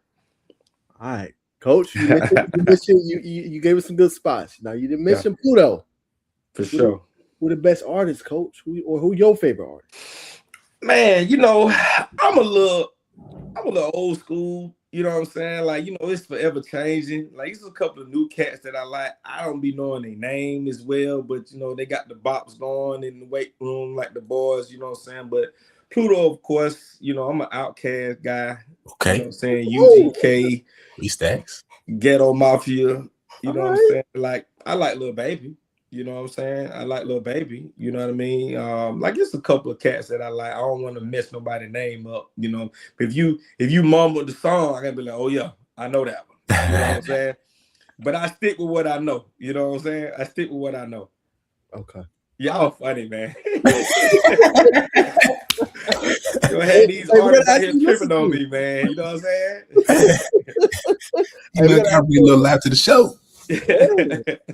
Hey, look. So look, we trying to go to the J. Cole concert when he comes in July. Like that album just dropped. J. Cole is another one who's cold. You know what I'm saying? Like I'm gonna be honest. So look, like J. Cole is kind of similar to Columbia. You know what I'm saying? He's a well-known unknown. You know what I'm saying? He's a well-known unknown that's an underdog. But if you put that mic in front of him or whoever, he's gonna assassinate whoever, like that boy Cole. So I can see a correlation between J. Cole and Columbia High School. I rock with that. Put on a t-shirt, man. I rock with that. I like that. I'm picking up what you're putting down. I'm picking up what you're putting down. Even though Pluto is nothing bigger than the bird, you know what I'm saying? Yeah. The grain. I want to mess nothing, but he did feature the album, but I wear large. Hey, listen, I'm gonna have to get y'all guys to come do a live in person, at a practice or something. That might be something dope. And then that way I'll make sure I have some gift for y'all. You know what I'm saying? I got you. That would be an honor. Yes, sir. Sorry, man. That would be an honor. Go ahead, Bacon. I was like, you want to ask Coach some questions? Oh yeah, man. Let me acknowledge Coach first. You know what I mean? Coach Serb, Coach Carmichael of Jonesboro was in the chat on IG. Oh, that's my guy. I said, yes, sir. He said, my boy, Coach Gray. I had, had to throw Coach in there. Man, listen, I'm gonna tell you, man, Sir, man, that dude there, man, he's an awesome guy. Like I said, I had an opportunity. He actually worked at Columbia. You know what I'm saying? So the head coach at Jonesboro, you got a real one because I tried to steal him every year he was there. You know what I'm saying? And he's extremely loyal to his program, what he's been doing. And like I said, Jonesboro has been putting kids out day in and day out. And he's another coach that I communicate with, in regards to, recruiting, you know what I'm saying? And, he does a good job of, I see he's even, doing things on his personal page to try to just give the game of how to get recruited, man. Like a lot of people, they gatekeep, man. They don't like to share information and things of that nature. Like to me, like those are the coaches that, are I'm not gonna say they're successful or not, but my philosophy is not that. You know what I'm saying? I believe in working together. Like I said, you got to be selfless and not selfish in this industry, especially if you're about the kids, because that's who we're serving at the end of the day. No, absolutely. I'm gonna try to drop a jewel on you, Coach, and we're gonna let you say anything. I was telling this to Coach Dixon, I think it's time for schools to kind of start their own YouTube page, right? You know what I mean? Man, I like to use social media as a tool, you know what I'm saying, because that's what it is, you know what I'm saying. But as a coach, man, we got to tread light and kind of watch what we say because it's so much politics in it, you know what I'm saying? And what we say carries a lot of weight. So, I think it's a good thing, you know what I'm saying? If it's, out of respect and it's clean, you know what I'm saying? I think that, coaches can interview other coaches, you know what I'm saying? And really kind of talk about the real, because like, if you really want to know, man, there's a lot of coaches that be running, man. You like, Yeah. they don't be really want to compete, man. You know what I'm saying? And it's like, I guess I won't speak on that. That goes back to what you just said. Like it's a lot of real information that is withheld from the fans because of our positions. You know what I'm saying? Well, even if it's more kids in it, like how I mean, you gotta get creative, right? Because people, you got content creators coming out doing the highlights, right? Mm-hmm. And how I kind of separated myself, I'm giving behind. I'm finding my way in the locker room, getting the pregame speech. Like, I'm gonna tap in the bacon. So if you can figure out a way to differentiate yourself, like, why are we coming to watch Columbia high school football YouTube? And if you figure that out, you know what I mean, monetize your YouTube. That's an extra 200. You look at it, that'll be an extra 800. This off you just putting out content on the kids or whatever. Man, I say this, man, and I'm gonna give him some props, man. The head coach of Freedom Middle School, man. You know what I'm saying? I don't know if y'all been paying attention, but he's got a couple of blogs and it's like a docu-series that he's been doing. I thought that was super cool, because I've never really seen it before. You know what I'm saying? So, he's actually, and I'm just kind of watching from afar and just kind of seeing, the legs that it's going to grow, because I think it's a good thing, because a lot of people really want to be behind the scenes and see, like, okay, like you just said, why do I want to cover Columbia football? Why do I want to play for that coach? You know what I'm saying? But if they have that access to kind of see you behind the scenes, how you do with your day-to-day operations, you know what I'm saying? I think that'll do nothing but help, enhance the program. So I think that's a great idea. But we just got to tread lightly with some of the topics that we talk about, and because everything is so sensitive. Yeah. You know what I'm saying? Like, it's really not a safe space to really say what you really want to say for real. You know what I'm saying? You're right. Yeah, sure. Well, I just what I'm saying. Got to go, man. I hope you know what I mean. I get your point though, coach. I like that though. I like that way. Anytime, just hit me up. So we can rap. You know what I'm saying? Should I appreciate it? Absolutely. We definitely want to do that. You know what I mean? As we come to a close, coach, the floor is yours, man. They have anything to say, anybody to shout out? You know what I mean? Man, definitely want to shout out my coaches, man. You know what I'm saying? Definitely want to shout out everybody at Columbia High School, 2106. We here, man. Nothing is bigger than the birds. Y'all know that. Want to, salute, wish luck to both the girls and the boys in the Elite Eight. You know what I'm saying? Like I said, the only two programs in the cab that have both teams still available, but still that's active in the playoffs. Looking forward to what we're doing in the spring and for the season, man. And it's a better time to be an Eagle, man, if you're picking up what I'm putting down. Every time, man. That's Jim. This is Coach Greg. I appreciate y'all too for the opportunity, man, for sure, man. Like I said, always grateful for the opportunity to get on here and just kind of chop it up and talk a little bit about, my program and what we've been doing over here, man. So thank y'all, gentlemen, too. And salute to y'all in the program. And as soon as I drop my my graphic, man, hey, I want to know. Hey, look, just because we tight, man, tell me the truth, man. I got thick skin, bro. I can handle it. Tell me the truth. You think we're going to go 10-0? You know what I'm saying? 8-8 and whatever. I want to see it. I want to know what you're thinking. I want to know what you're thinking. All right, coach. Hey, look. Before I call, let's close. I got you. I'm gonna keep it real. Don't be mad at me now. No, man. Listen, never that, bro. Listen, man. Like I said, you was one of the first ones to give me an opportunity to get on the media platform and say about my program. So, like, anytime it's talking about Columbia, good or bad, man, like, we're gonna take it with a grain of salt. We're gonna keep pushing, bro. Facts. Well, coach, you are considered family now, man. So, look, whenever you want to speak your piece on the show, keep it real. You know where to come, coach. I appreciate that, gentlemen, for sure, man. Thank y'all again for having me on, man. And like I said, anything I can do for y'all, man, y'all just holler at me too. We got you, coach. Exactly. See you soon. All right, y'all have a good one, man. You too, coach. Coach Barnett, man, appreciate him coming on the show, man. Esteemed guest, like I said, man. He family now. We definitely gonna have more and more during the season, man, to come on and speak the piece about Columbia. I think they're gonna be good this year. I gotta look at the full schedule. 10-0. Wait to drop that. Can't wait to drop that. I ain't gonna come in yet. I can't wait to drop that. So, coach, I know you're still in the background. Send it to me as soon as you release it. We'll do it. But we got the next guest in the building. Coach, Yes, sir. There he is. Looking like that, coach. Come on now. Come on I'm now. chilling, man. Coach.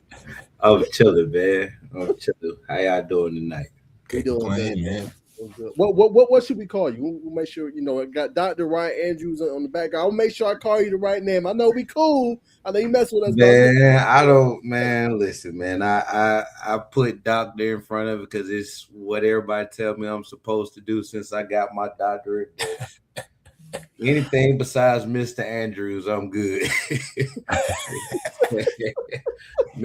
I ain't quite ready to be Mr. Andrews yet. So, okay. Coach Andrews, You want to age, Coach? Andrews, I'm good either way, man. Okay. Call him Doc. Doc. Yeah, I gotta call him I'm Doc. good either way, man. Happy to be here, man. Appreciate you coming on, man. Absolutely. So, how you feeling, Coach? We'll give you the floor first when we ask you questions, man. How you feeling? Just everything. First off, tell the people everything you do because you got your doctorate. You want to see what you do a lot of stuff. Tell people a little background on you, man. You got a lot of things going. The short background, man. I'm the son of a coach, man. My father coached at Fulton High School back in the 80s. Then he coached at Clark Atlanta. So I've been on the sideline literally since I was about 3 years old. Grew up on the South Side in College Park. I'm a South Side baby. Went to Banneker High School. Went to college at Tennessee Chattanooga. UTC. Fresh out of graduation, I took like a year off trying to do some entrepreneur stuff, man. And I was coaching, but I wasn't in the school system.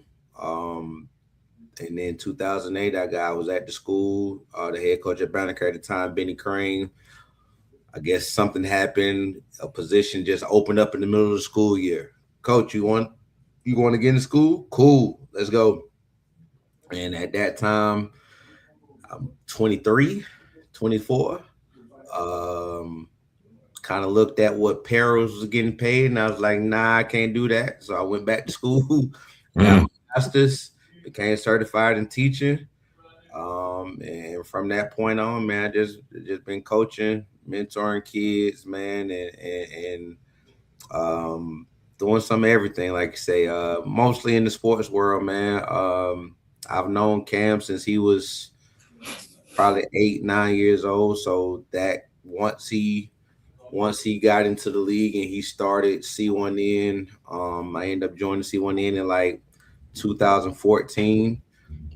So Cam's two best friends are two of my closest friends also. And both of them are on the college level now.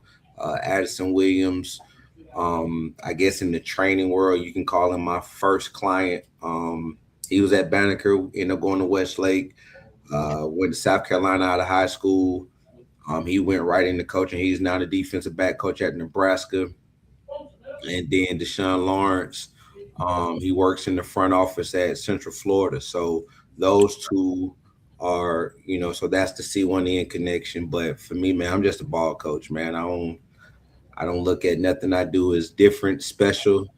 I do what I feel is right. Sometimes that's against the grain, but I just do what I feel is right. This is year 18, about to go into year 18 in coaching, but I've probably been training kids since I was 19. Like when I came home from college over the summer, I would be, like say, Addison and Deshaun are some of the first guys that, along with Kevin Pope, who coaches at Clark and coached at Hateville for a long time. He actually coached me in high school. So me and him, before it was popular to train and before it was popular to do the things that are going on now, me and him were doing those things back in 2004. So I was a sophomore in high school. A sophomore in college. And so, I've been around a long time. I just, as y'all saw this weekend, man, I kind of try to stay out the way, stay in the shadows, man, as best I can. It don't always work that way, but that's why for people in the industry, they know who I am, but that's probably why the average follower or average fan don't really know. And I'm good with that, honestly, but I try to stay way in the back. 1,000%, coach. So I want to ask, obviously, you talked about that. Can you, I don't want to speak too much on Cam. This will be my only question on him, and that's what I'm talking about the C1N Yep. program. But can you talk about just, him not, I mean, he could have easily, he got big like that. He could have, what I'm saying, forgot about you, but since he was 8 or 9, just talk about that aspect of Cam people don't know about, just that loyalty aspect.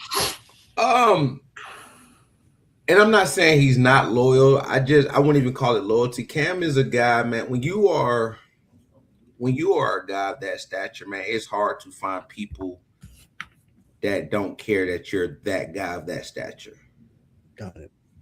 And so when you look at our staff, even when you go back through the maturation of our staff, it's always been people that somebody in his circle can vouch for, or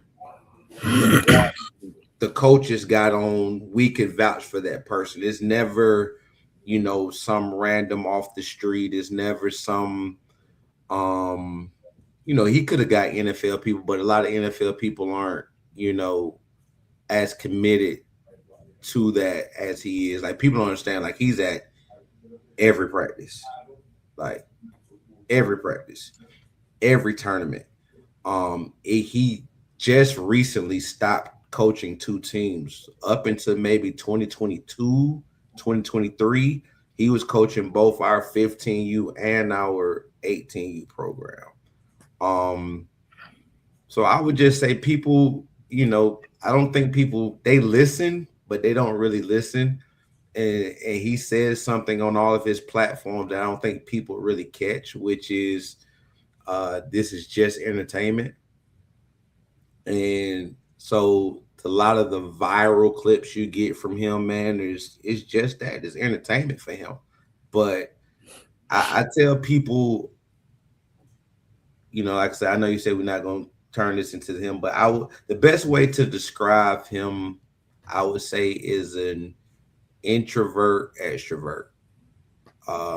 When he has to put it on, he can, and he has to kind of that bravado and that energy, he will. But if somebody could ever sit him down and like really get him to say what he really enjoys doing, that man don't really like being in the spotlight like that. Like he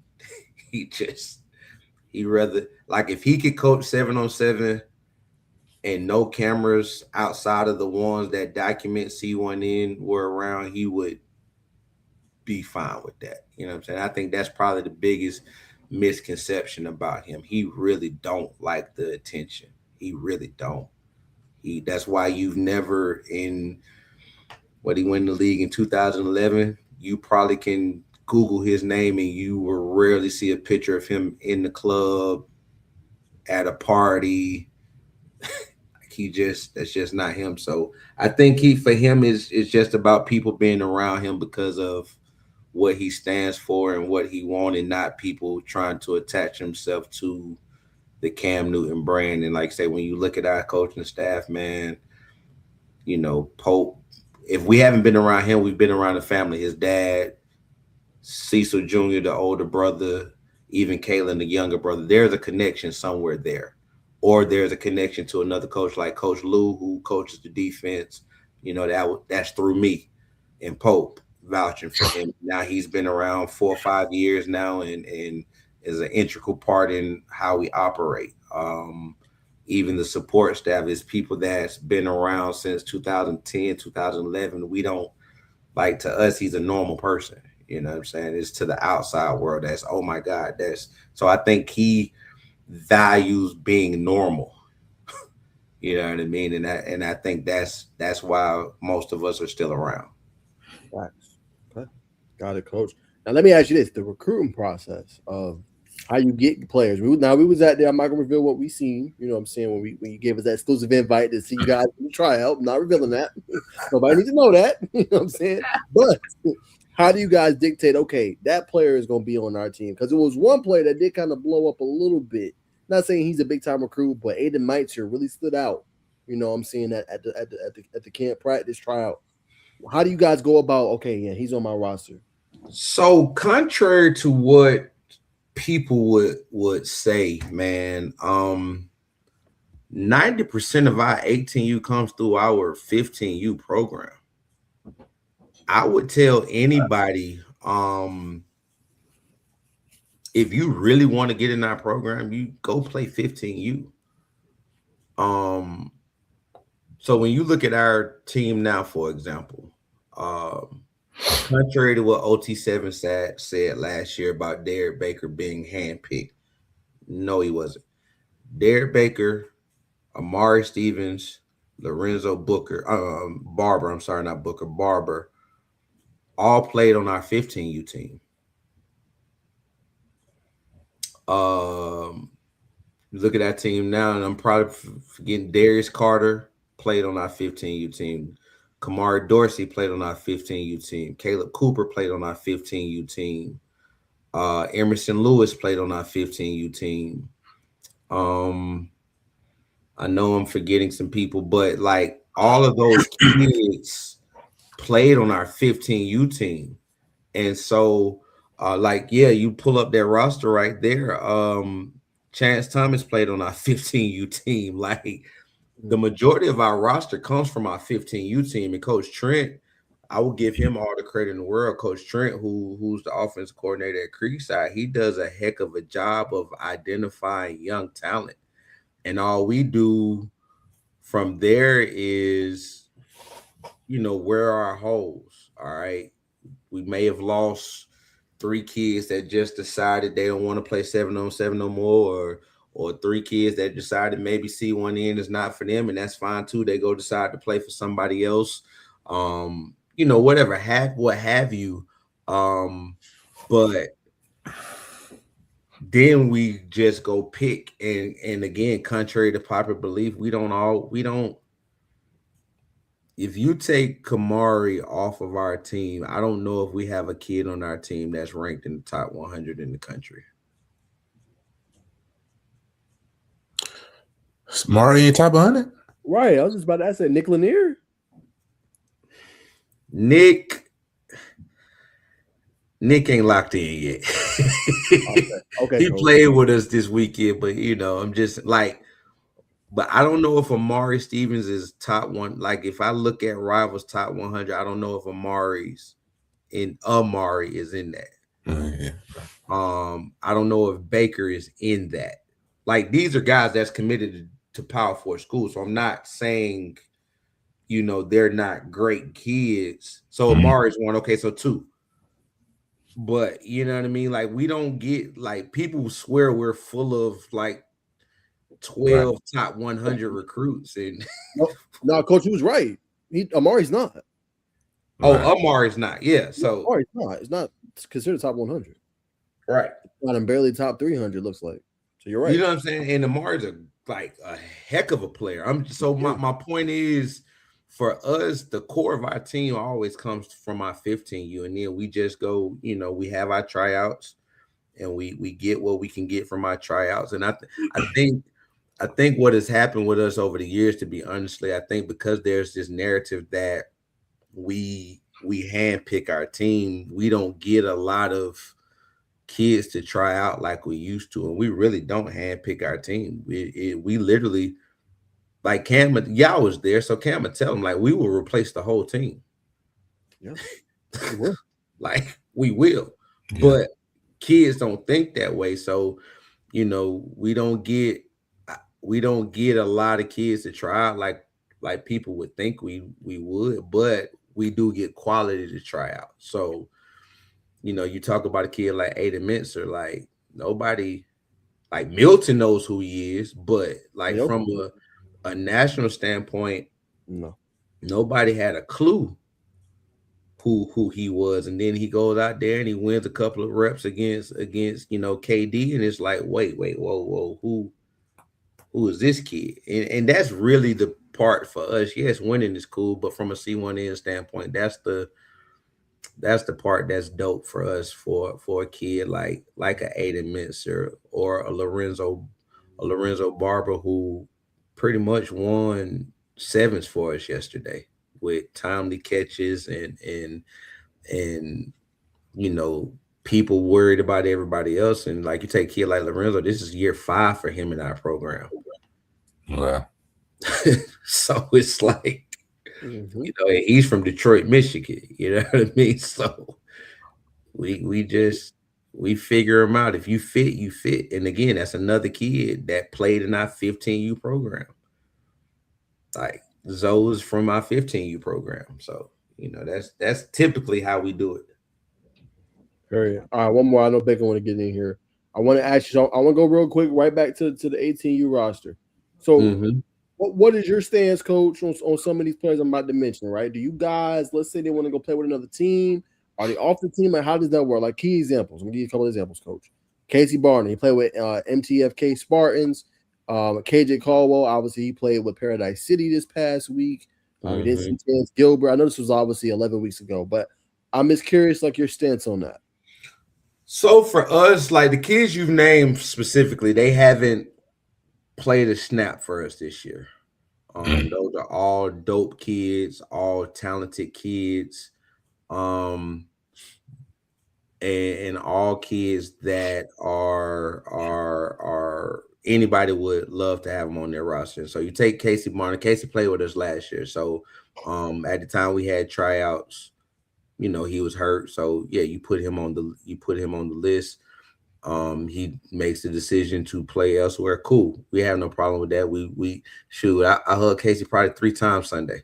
You know what I mean? Like we don't operate like that, man. KJ Caldwell, he's another one. I taught his sisters at Shiloh High School. So wow. It ain't no, you know what I mean? It ain't no issues. Like and then we travel light too. So like when we go on the road trip, we might carry 16 kids. Might. You know what I mean? If Cam feeling nice.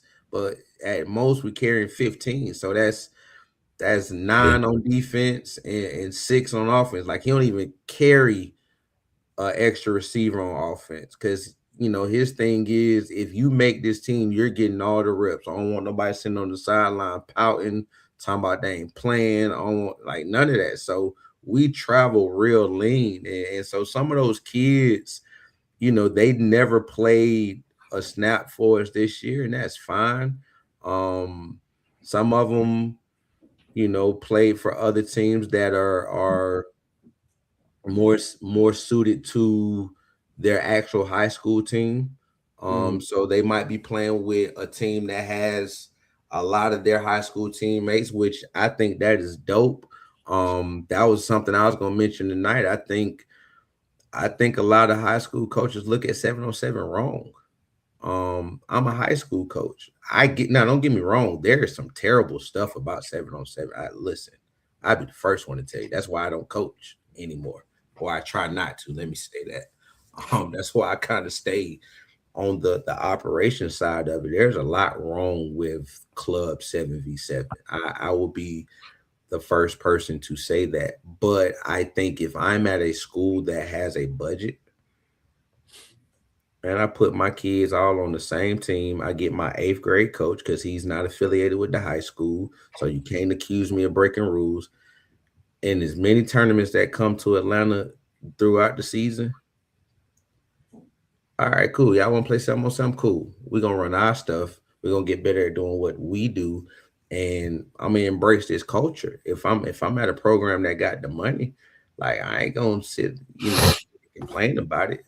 But every year, around this time, you get the complaints. You get it ain't real. I ain't never had a college coach ask me for 7-on-7 film, and I be wanting so badly to tell the truth, but I got so much respect for my college friends that coach ball that I consider, I won't even say friends. I just got respect for what they do. But my rebuttal to that is there's some truth to that, but there's also another side to that. College coaches might not be checking for that team's roster. They check for yeah for this roster.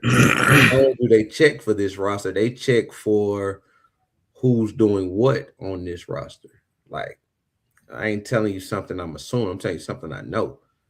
There's a kid right now and in college football that is a 3-year starter that will make a substantial amount of money this year. That as a freshman, we went to Myrtle Beach. He made an unbelievable catch and dominated that tournament at 15U. And by the time we got on the bus from Myrtle Beach, South Carolina, back to Atlanta, Georgia, he had 5 offers and hadn't played a down of varsity football. It's a game changer. And that kid ended up going P4. That kid ended up being all conference. And so it's who and how they run their program. And I think that's the most important thing that high school coaches have to kind of examine with this. Yes, the coach is bad. Listen, I wholeheartedly agree. Some of the stuff that goes on at these tournaments is egregious.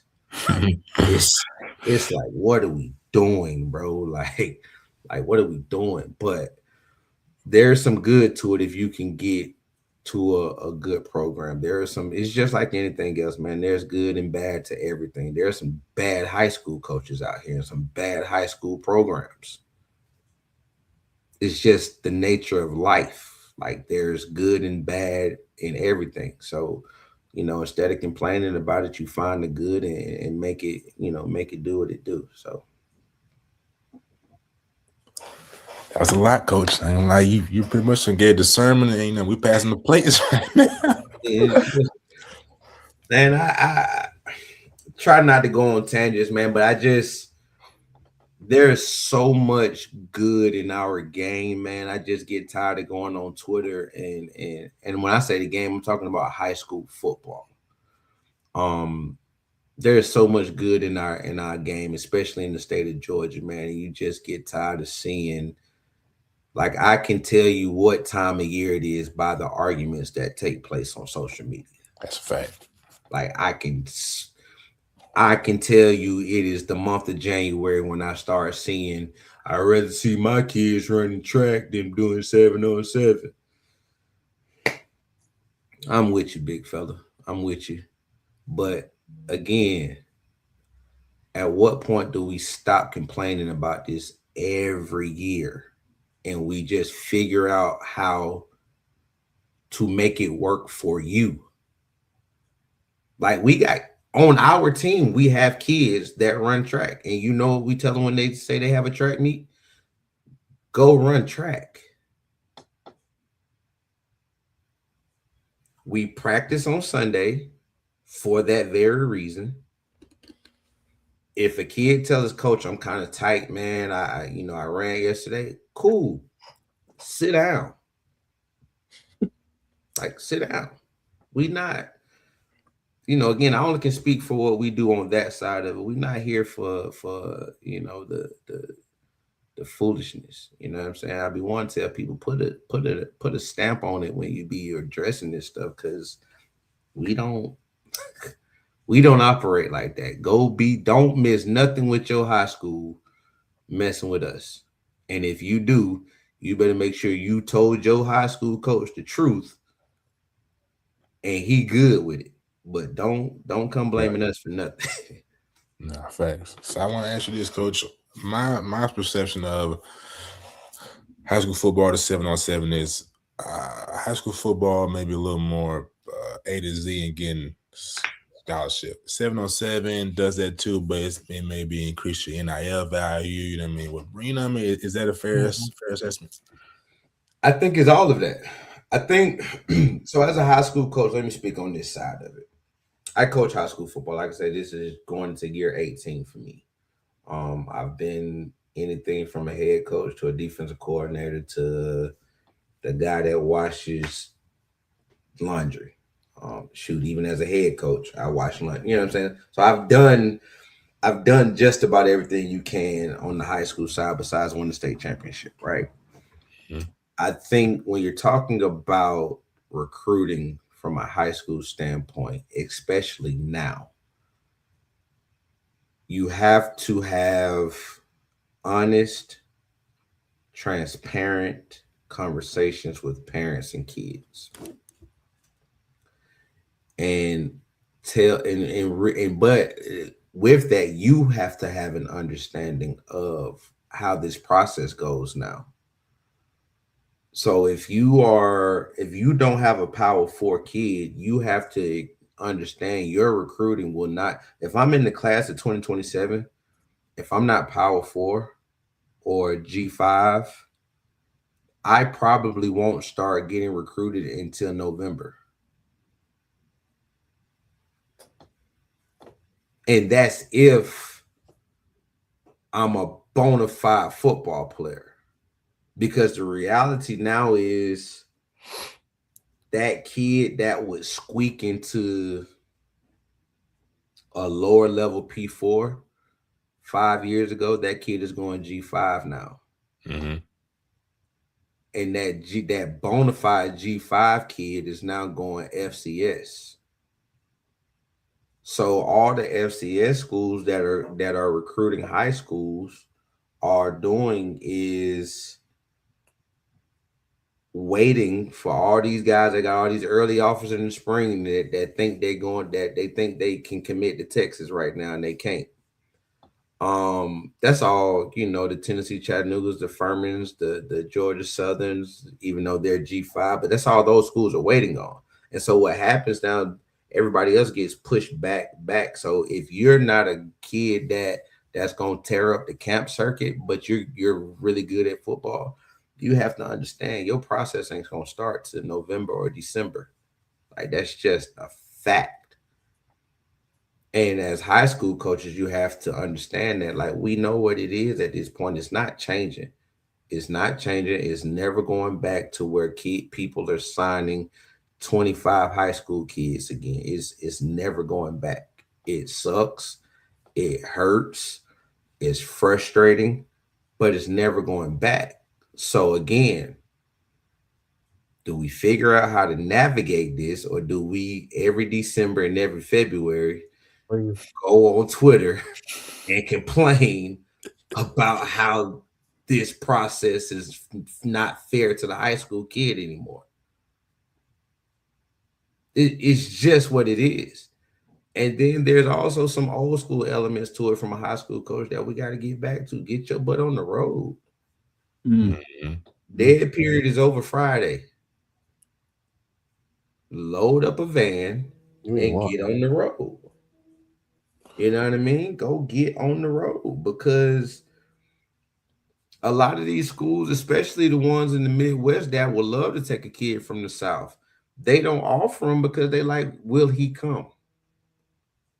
Like, I don't know if he'll come to North Dakota State because he got to pass so many schools. Yeah. You know what I mean? So I think that's the other part. I think we just got to start thinking outside the box of where we sell our kids to. Like, you might have to save $200, $300, $400, $500, and take that kid on a recruiting trip to Idaho. Go see the Vandals. They'll take them, but they don't have the budget to come to Atlanta, because Atlanta ain't a pipeline for them. So why am I gonna spend $10,000-$20,000 of my recruiting budget to spend 2 days in Atlanta when I don't even know if that kid knows where Idaho is, let alone will come to school up there. Right. Or, and I say it, take your butt to some HBCUs. Yes, I know the way they recruit. I know it gets frustrating. Listen, I be on their butts. I get it. They don't pick up the phone. They don't return. But that P4 don't pick up the phone either. So don't, you know what I mean? Go take your butt to these HBCUs. Go see them. Go force the issue with them. Like, we know they don't have the budgets to recruit. So you gonna have to go see them if you really talking about getting your kids in school.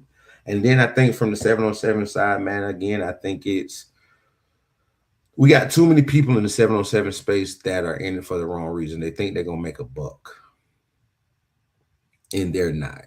And because they think they're gonna make a buck, they're not trying to develop real relationships with kids or college coaches.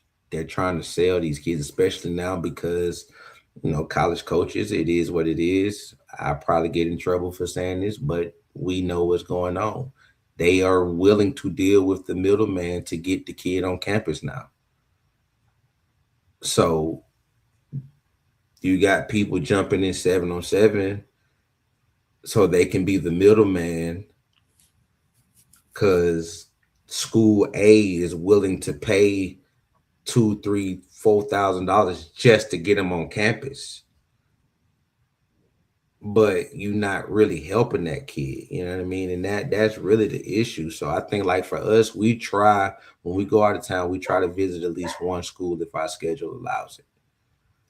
So like when we go to OT7 in a few weeks, my connect at TCU left, so I got to get another one. But 1 week we in Dallas, I want to get us to TCU campus. Another week we in Dallas because we got to go 3 weeks for OT7. I want to go to SMU. And even I'm forget my ignorance. I don't know all the smaller schools in Texas or in the Dallas area, but we'll go to the smaller schools too. Because like a kid, like we was talking about earlier, Lorenzo Barber, TCU probably won't take him. And I know somebody here to say that's not even near Dallas. I don't know, but like Stephen F. Austin, you know what I'm saying? I don't know if it's near Dallas, but my point is Stephen F. Austin might take him. You know what I mean? Something like that. Sam Houston State might take him, but if we can get to, those smaller schools that are around the Dallas-Fort Worth area, we'll go there, like I say, if the schedule permits it. And so that's what you have to do, man. You got to remember why you in this business, man. We in the kid business. You know what I mean? And if you ain't about kids, bro, you doing this for the wrong reasons. Coach Rance in the chat. That's my guy, man. Rance, that is my dude, dog. That's my dude, man. That's my dude for real. Passed out. I told you, Coach. Hey, congregation like this. They got the fans look like this. That's it. I mean, I just said speak your truth. I told him I could do it a little bit. Some of it get me bad, but but I tell as much professional truth as I could tell. I could, I don't. What we want. Like I told him, man, ask me anything, man. I ain't. Well, let's go JUCO. You know what I mean? I talked to some coaches or some players. You know what I mean? Like, this kid can go G5, low D2, whatever, but they go JUCO. You know what I mean? They may get the same type of development, and they also putting some money in his pocket. And they not doing that at the school. That's a little more name brand. That's not D1. So what's your opinion on that? See, everything has changed, man. Yeah. And so even JUCOs, like I think when high school coaches say they're frustrated, it's that. So even the JUCO is getting out the portal. They're looking for all D1 bounce backs. You know what I mean? Like every level with deception, well, even NAIA with deception of D3, every level has put high school kids on the back burner. Like, let me try to go get these type of kids first. And that's the tough part. Now, I will call high school kids to the carpet now, though, because part of the issue we have in high school is because our kids are impatient. You don't want to go nowhere and sit 2 years. Mm-hmm. Or you don't want to go nowhere and sit 1 year and then be the guy the following year. Yeah. Or you go somewhere small, you have one good year, and instead of trying to put together 2 good years and then go get your money, you get one good year. You catch 36 passes at UTC, and you think you're supposed to go get $500,000 from UGA. And so if you're UTC, what value do I have in recruiting a high school kid? Because the one that's got to sit, they're going to jump in the portal because they're getting bad advice. And then the one that plays and balls is going to jump in the portal because they're getting bad advice also. So this recruiting thing, man, is crazy. I would tell the kid to go to JUCO, but I also would tell JUCO, y'all got to get back into high schools. Like, if anybody needs to get back into high schools, it's JUCOs. Because that is really how you keep your program alive. It ain't enough D1 bounce backs, because especially now your D1 bounce backs, they're looking for money. Y'all ain't got the money to pay D1 bounce backs. The kid going from making $300,000, you offering them $5,000 and some free books. That ain't like, y'all got to get back down in this road and make some stuff shake. You know, and then the other part, I think the biggest thing about JUCO, man, is like, you take the state of Georgia, for example. I don't understand why we don't have more JUCOs. It is the craziest thing in the world to me. Like, I think we might have 4 now, like Andrews College, I want to say. GMC, of course. And then I think it's like 2 more that just started not too long ago that are acting as JUCOs. We got plenty of club ball, but not JUCO. And my, like, even when I was coming out of high school, you know, I'm old now, but I think GMC might have been the only JUCO in the state of Georgia. That is wild to me. Yeah.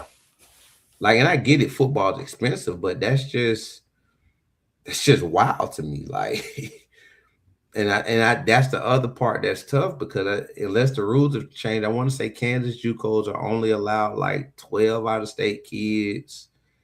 Mississippi JUCOs are only allowed like 8 to 10. Yeah. And you know, if you're a Texas JUCO, what I'm coming to Georgia for? Yeah. You know, and in California, JUCOs are allowed more out of state, but you know, it's too far. And then a lot of them don't give full rides, and they got 8 jokers staying in a 4-bedroom apartment and trying to figure out how to pay rent. You know what I mean? It's just it's bad. Then Arizona shut down their JUCOs, so it's just a bad it's just a bad thing right now. And I don't know what the answer is. Well, I do know what the answer is, but that's never going back. I think if you go back to one-time transfer, I think you slow that down. I think if you go back to some type of rules with transfers, meaning go back to in-conference transfers, got to sit out a year. You can transfer and be eligible, but you can't go from Georgia to Florida. And take your butt to Clemson, go to Florida State, go to NC State, but you can't go in the conference. I think if you kind of put them type of parameters in place, it'll slow some of that stuff down. I think the tough part for the NCAA right now is everybody getting them a hard time, but every time they're trying to enforce a rule, they get sued. Literally. At the same level. Literally. You know what I'm saying? Every time they try to enforce a rule, they try to keep grown men from playing with children, and people got a problem with it. Yep. They call it basketball. Ridiculous. You know what I mean? So, you know, you got that type of stuff going on, man. So, you know, you figure it out. Now I want to ask you this before I throw back the knowledge, Coach. You know, obviously well connected. We know a lot. Well connected and well respected. Let me throw that in there. You know, you got a lot of knowledge. Now I remember we was talking to you at Carrollton for the practice. You was like, man, you know, I wish I would have, you know what I mean, stuck with the coach's thing and got to college. You know what I mean? Do you still kind of feel that way? Well, obviously, do you still feel like you can maybe go down that path, or what's your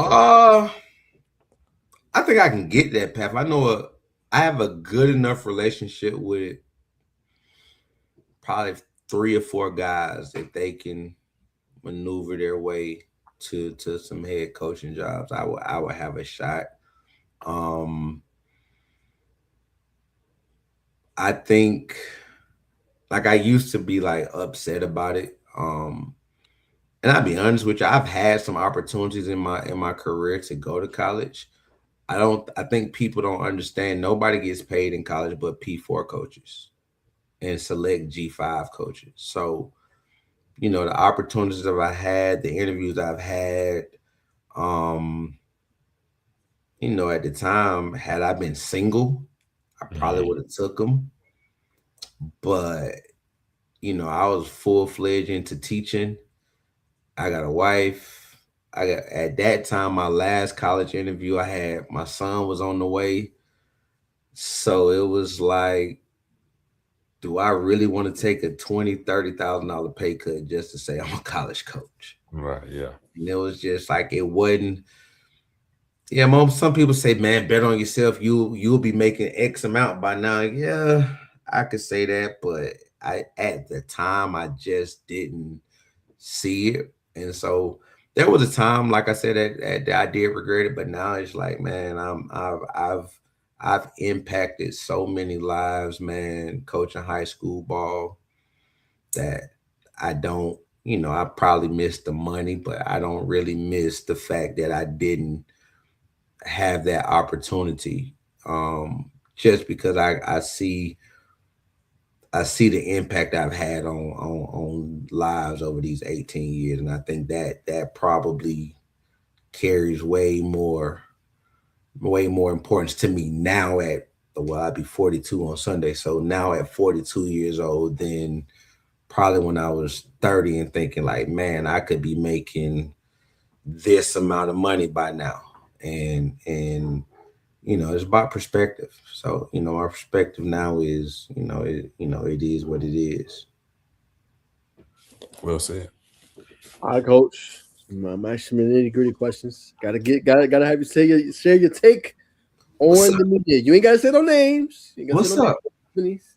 But what is your take on the media? What do the media guys like me, Bacon, whoever is out there? What do we need to do better to help your kids, CNN, whoever it is, coach, or just high school kids in general? What can we do better to help you think?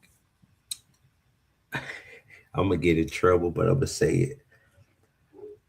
I think the media is partly responsible for all the transferring that takes place. On high school, college, or both? Specifically high school. Okay. And I talked about this and I say it again. Kamari Dorsey is the number one safety in the country by most publications. He's the number 1 or 2 player in the state of Georgia.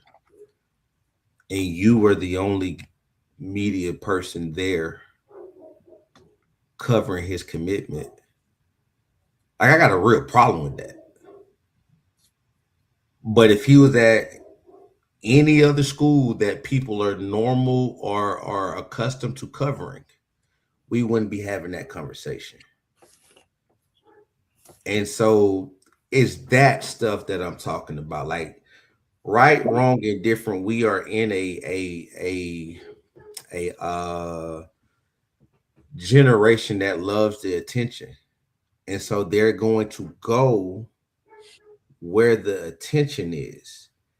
And I think a lot of the issues we have in the state of Georgia when it comes to kids transferring, it's not high school coaches doggone recruiting. Don't get me wrong, there are some that are, but it's not that. But when you look up and the same people are playing on GPB every week, the same schools got 10, 12 kids with offers. The same 10, 12 schools got, Tom Lemming is calling them to come take pictures. And I have to double check, but I don't think Kamari was included in the photo shoot that Tom Lemon had in Georgia a few weeks ago. Well, Christian, yeah, I don't think he was. I could be wrong, but I don't think he was. That's a good point. And maybe they reached out to him and he was busy. I could be wrong, but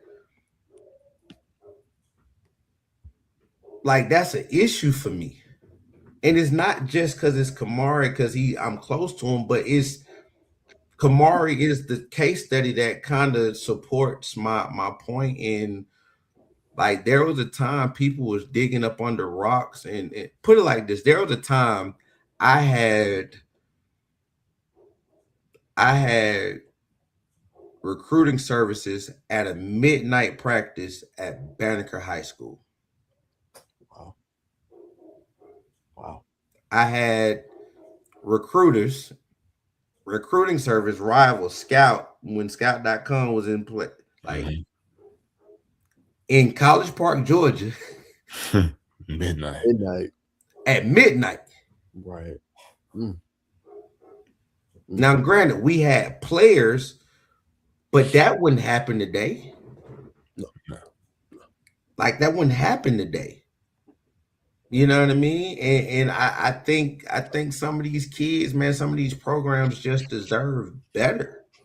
Now, some of that is on the high school coach and being able to contact these people and have those relationships. I get that. Cool. I'm not saying, they're not completely, they're completely innocent in this, but I just think we got to get back to it. And I know it's hard because we're in a digital world now. So everything's about clicks and traffic and well, you said it. I said it. Everything's about clicks and traffic. So I get that. And I understand that. I just think when you're in the kid business, man, I think we forget that. Like, they never hit me back, but I had a real issue with Rivals with the way they handled Kamari's announcement. I shared that when they posted his announcement date, they didn't tag anybody but Texas A&M writers. And at that time, I know for a fact Kamari hadn't told the other schools he wasn't coming. Like he hadn't told them yet. So for you to post his commitment announcement, far as him saying, well, I'm committing on this day, but you only post or you only tag Texas A&M, that wasn't fair to Kamari. That wasn't fair to the other 4 schools that were finalists because he hadn't told them yet. You know what I'm saying? So it's little things like that. Like, it's like, man, we got to remember we in the kid business, man. Like, if you cover high school sports, you are in the kid business. I get it. You have a job to do, and your job is predicated off subscriptions and traffic and all that stuff, but you're still in the kid business. You owe it to that kid to protect that kid, especially a kid that gives the interview whenever y'all ask for it. Like, I'm gonna keep harping specifically on that kid. He don't turn down interviews. He's respectful. He don't big time nobody. He don't, like, he is that's who you want to cover. And that's how you treat him. You don't show up to his commitment announcement. You don't, you pretty much tell the world where he's going and take that moment from him. I got an issue with that. But if he went to those, as I call them, tier 1 schools in the state of Georgia, we wouldn't be having this conversation. Like, we wouldn't. And so that when you ask that question, that's what it is, man. Just because that kid go to a school that you don't consider worth your time, don't mean you treat him like that. And that's any other kid. You know what I mean? Because again, we're in the kid business. So I would just, that's what I would say to the media. Remember, you're in the kid business. Like, these are still kids. I don't care how much money they making. I don't care what whatever. We are still dealing with kids and handle it as such. So that's my little spiel for that. Period. Okay, coach. We'll leave that there. You've been around the game. You've seen a lot of game. You know when kids are going to kind of pop and things like that. What do you think it is, coach, that make a kid like, you know what, he's special? I know kids are bigger, faster, stronger now, coach, but what's that? Like certain kids got the it factor, coach. Some kids don't. They're good at it, so they're like, oh, this can make me some money. What's that determining factor? You like, okay, this kid's the one. He could be it. I think it's different for every kid, man. Because the talent is there, you know what I mean? But it's certain things in every kid that's just like, okay, that's what makes you different. So I give you 2 stories just from my experience with C1N. First one is Travis Hunter. All right. When Travis played for us, he had played for, kind of going back to that question you asked about kids playing for other teams. So Travis had played for 2 other dope, dominant 7-on-7 programs before he played for us that year. And then once he got with us, he pretty much, stopped playing. I think he played in one more tournament with one of those teams, but he was locked in. At that time, that was the year after COVID, so that was 2021. We played in the Pylon Nationals out in Dallas. I don't know what we were thinking, but we took a bus. Well, they took a bus. I flew. I went in the bus. But out of every kid on that team, if there was one kid that had the right to look at Cam and say, hey, you're flying me out here or I'm not playing, it was Travis Hunter. Travis Hunter rode a bus from Atlanta to Dallas and did not complain. Played his butt off. We won the Natty. Cam took the kids to Six. Literally, we left AT&T Stadium and went to Six Flags to celebrate. That was the first time Travis had ever been on a roller coaster. Wow. And that's all he could talk about. Like when we're getting ready to leave and everybody's either we're loading up the bus to go back or people going to the airport, all he's talking about is, man, I thank y'all. Man, I'd never been on a roller coaster before. I've never. Oh, you're different. Mm-hmm. You're different. If other people, that's like, what's the big deal now? Because he could have easily said, bro, I'm not. Or he could have not been appreciative of going to Six Flags. Like, you live in Georgia. What you mean you've never been to Six Flags before? Right?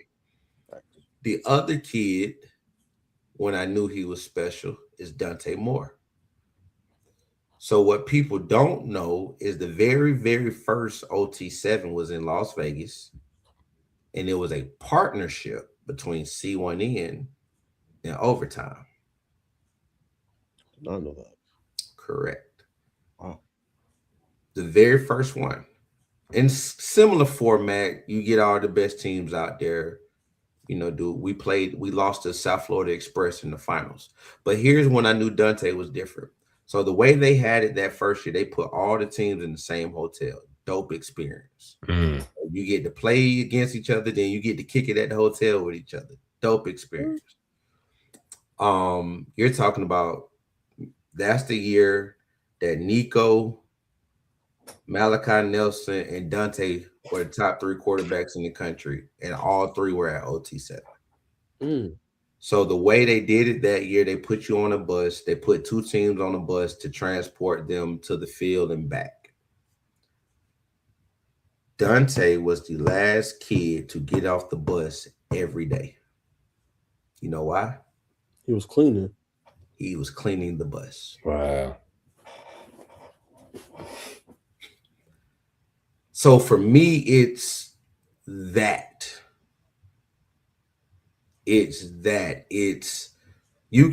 sees the physical talent, but for me, it's the mindset of that makes those kids like, oh yeah, you're gonna be a different guy because you're not full of yourself, or you still want to work, or you still, so like you take a kid like Kamari knew he was good, but Kamari also was humble enough to know that he knew nothing. He was just out there playing off of God-given ability. And I remember, hey coach, can we get some work? But I ain't trained nobody in 7 years. Well, I don't do that no more. Nah, Mhm. but I need to get some work. All right, bro. And then to watch him work. Like, you have kids that sham drills, that ain't Kamari. Mm.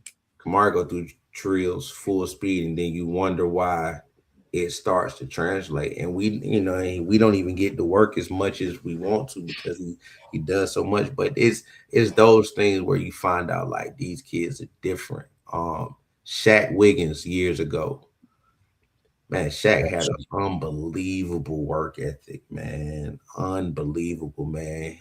Glenn Ford, who runs I Dare You, man. And I worked with Glenn with I Dare You, and just to watch Shaq work was like unreal. Like, it was unreal to watch Shaquille Wiggins work.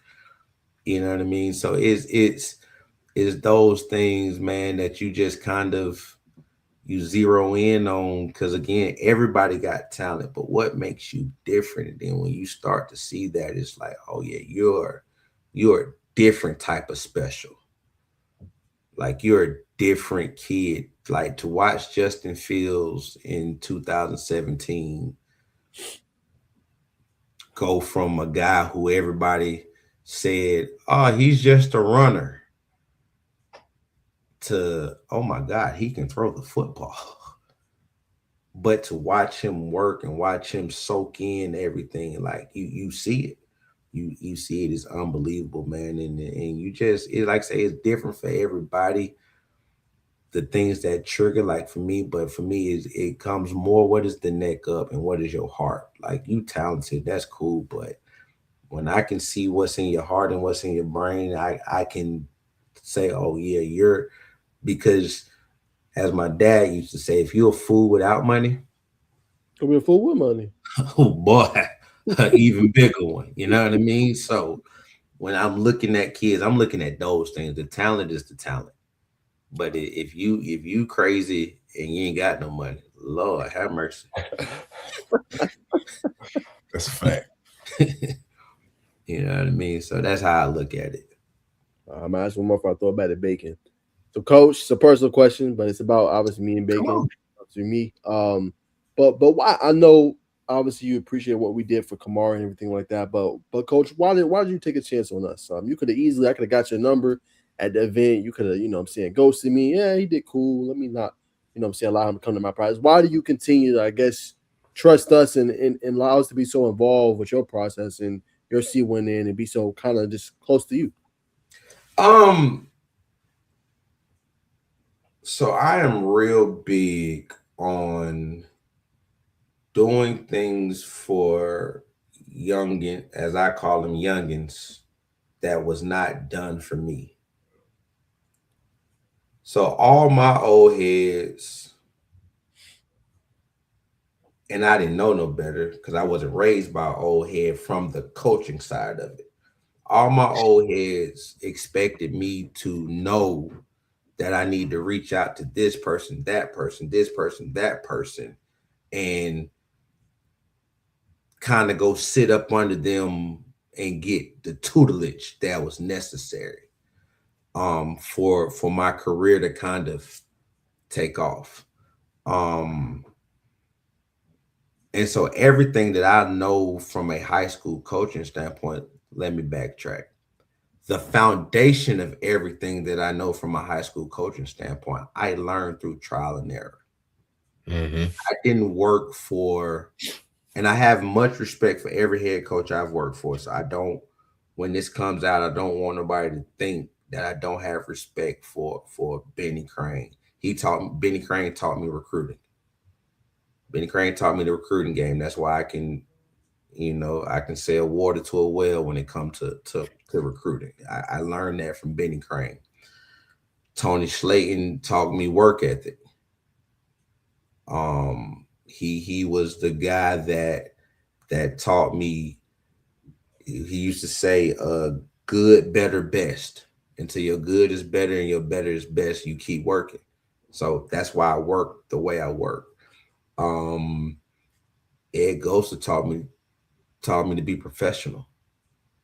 Rest his soul, but he taught me to be professional. I remember my first game as a head football coach. I used to do this thing as an assistant. I wear my hat to the back. The guys come up right after pregame. I circle around. I jump on the pile. I remember I did that in our scrimmage game. And Coach Gosa looked at me and said, "Hey man, you're a head coach now. You can't do that no more." So he taught me to be professional. Scott Burton at Marietta taught me organization. Like I didn't have a clue about organization until I worked for Scott. Like I knew what it was supposed to look like, but just didn't have a clue. But it wasn't until I got with Kareem Reed at Griffin that I actually learned how to run a program. And so and you're talking about by the time I got to Kareem, that was 2019. So you're talking about 11 years, 12 years of me coaching. Wow.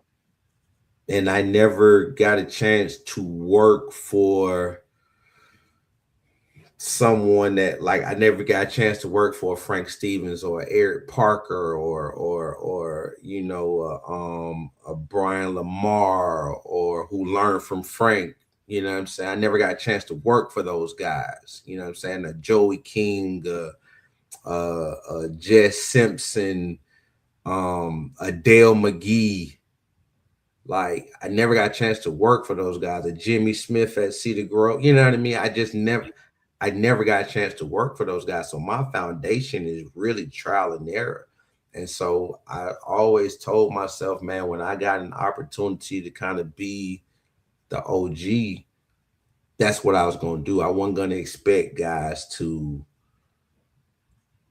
know to come talk to me. You know what I'm saying?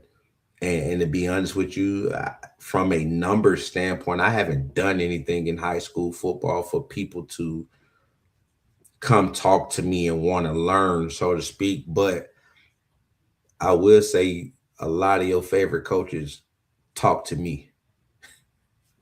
And I'll leave it at that. And so for me, I didn't want to be the guy that people had to seek.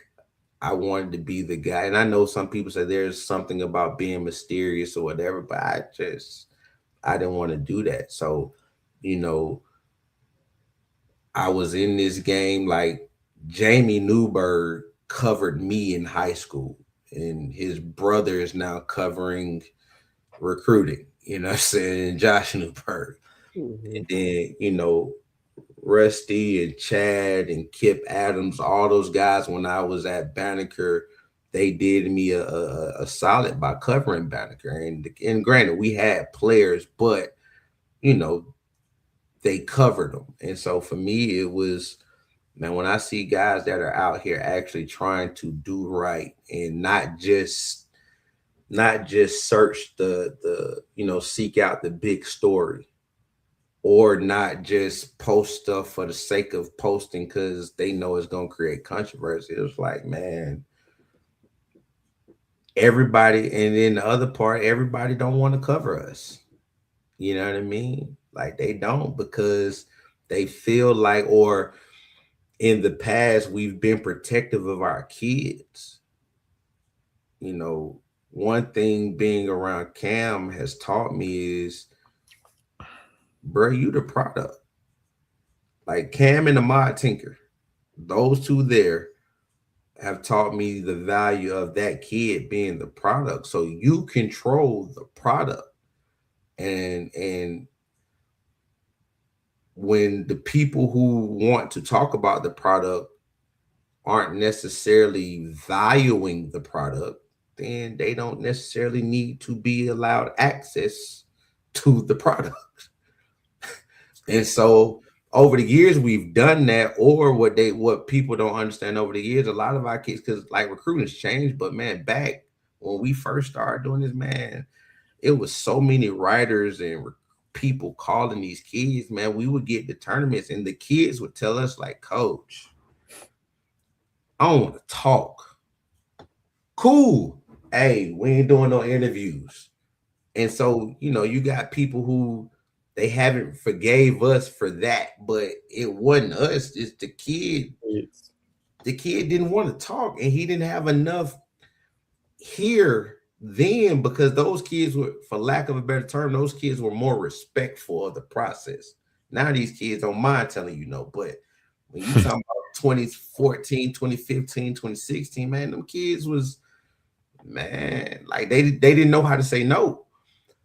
So I think a lot of people just don't want to cover us because of that. And I know for y'all and for you, you're getting in. So let me give you that look, because again, you did right by somebody that I value. I hold near and dear. And I think I'd be crazy not to, because if you do right by my people, I think I owe it to you to do right by you. You know what I mean? And I do the same thing with coaches. Like three or four of the young guys that are very near and dear to me right now, like shoot, two of them just got head coaching jobs. Like Jabari Wilder, that is little bro. Like I go to war like straight up about him. Chaz Ferdinand, who just got hired at Northgate. Just talk to him too. Yeah. Like little bro. Like you just talked to all three of my little brothers. Literally. Go tell who just got the DC job back here. And like them three, and it's more like Rodney Williams at Brookwood, like Damian Wright at Grayson. We gonna get Damian Wright, but I'm gonna keep praying for City. But like them five, like I try to. And it's more if they reach out, but like them, like Norm Washington, who just got a head job last year. He was at Gainesville. He got a head job up in South Carolina, back in his hometown. But those guys, man, like it wasn't done for me. And not that anybody owe me anything, but I think Brian Love was the first person to reach out to me. And ironically, me and him became head coaches at the same time. And so that is somebody I lean on. And so because because for what he did for me, I try to do it for people younger, because this business is so cliquish, man. And it's so, conversations behind closed doors that you don't even, like, bro, how can you even come to that conclusion about me? You ain't never coached with me. You ain't never, whatever, you know what I'm saying? So I'm like, man, I'm not going to be that guy. I'm going to be the guy that always has an open line of communication, always available. And if I can give somebody the game or give somebody an opportunity, man, that's what I'm going to do. But the other side of that is if I can't be mature enough and honest enough to be like, yeah, bro, I can't do that. You know what I'm saying? And that's really why. So I wanted to always be for the younger kids what wasn't done for me. And again, those old heads don't owe me nothing. I'm just saying I didn't know to go reach out to them. And now it's funny. I can call Nick Davis whenever I want to. I can call Frank. I can call Eric Parker. I can call these Ahmad Tinker, you know what I'm saying? Dale McGee, I can call them. But I didn't know as a 23-year-old that I had access to them guys. Because had I known, my career would probably be a whole lot different. But I want to prevent the coaches under me from making that same mistake of feeling like, you know, you in this alone. Nah, big dog, I got you. I've been there. I done sat in that chair before. I done got whooped by 70. I done won by 70. We can have whatever conversation you want to have. You know what I mean? And so I just want to be that guy. And even to the media people, man, I'm fortunate that I got access to kids, like I say, to the product. So, you know, if I can give somebody a shot, you know, maybe an interview with somebody that's going to, you know, help boost their career, you know, I do it. My thought of you, Bacon, but I just want to say, Coach, you know, we appreciate you for that. Yes, sir. Could have definitely, you know, said did something different, but like I said, you one of the real ones in the game, man. So we just want to say we appreciate you for that. Even coming on the platform tonight, man. We appreciate you. I appreciate y'all. What you got, Nick? Nah, I'm gonna follow up and say I appreciate you again. You know, just to sort of come full circle, Coach. But as we kind of let you go, you know what I mean.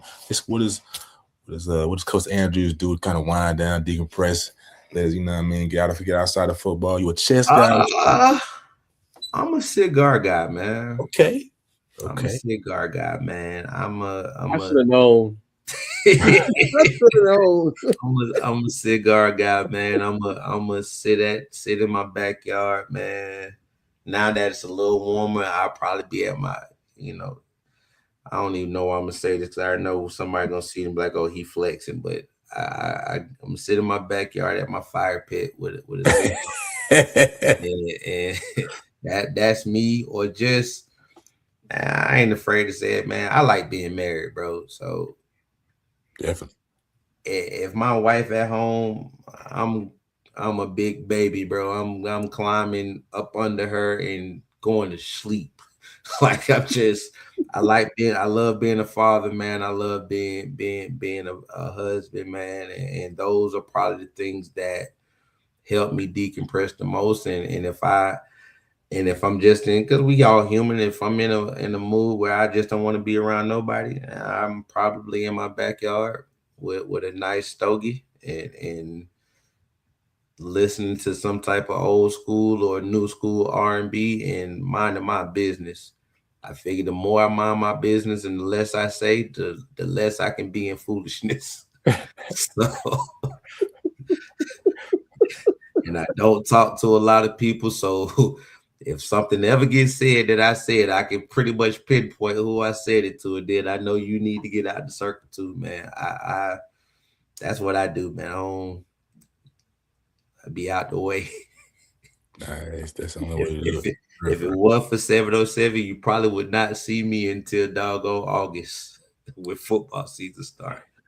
I gotta be out the way. I had somebody tell me the other day, man, I didn't know you coached at Whitewater. Exactly. What? I'd be out the way. Yeah, like now they looking like what? Yes. Out the way. When? Yeah, I got there last year. I'm the safeties coach at Whitewater. Be out the way, man. Ain't no way. Nobody know that. And we be over there too. That's the crazy part, man. We be over there. AC coach. He be incognito. Listen, man. I be out. Y'all think I be playing, dog? I don't be dead serious. I be dead serious. I don't be, man. That's crazy. Out the way. I be out the way. Like throughout my career, people like, man, you drive that far? Yes. Why? I live for peace and I'm going to work for peace. And Whitewater is the first time I've ever worked 10 minutes from my house. But other than that, man, as I say, this is not no act. I literally be out the way. Tink probably about the only person that can get me to come work a camp at this point. Shout out to Tink.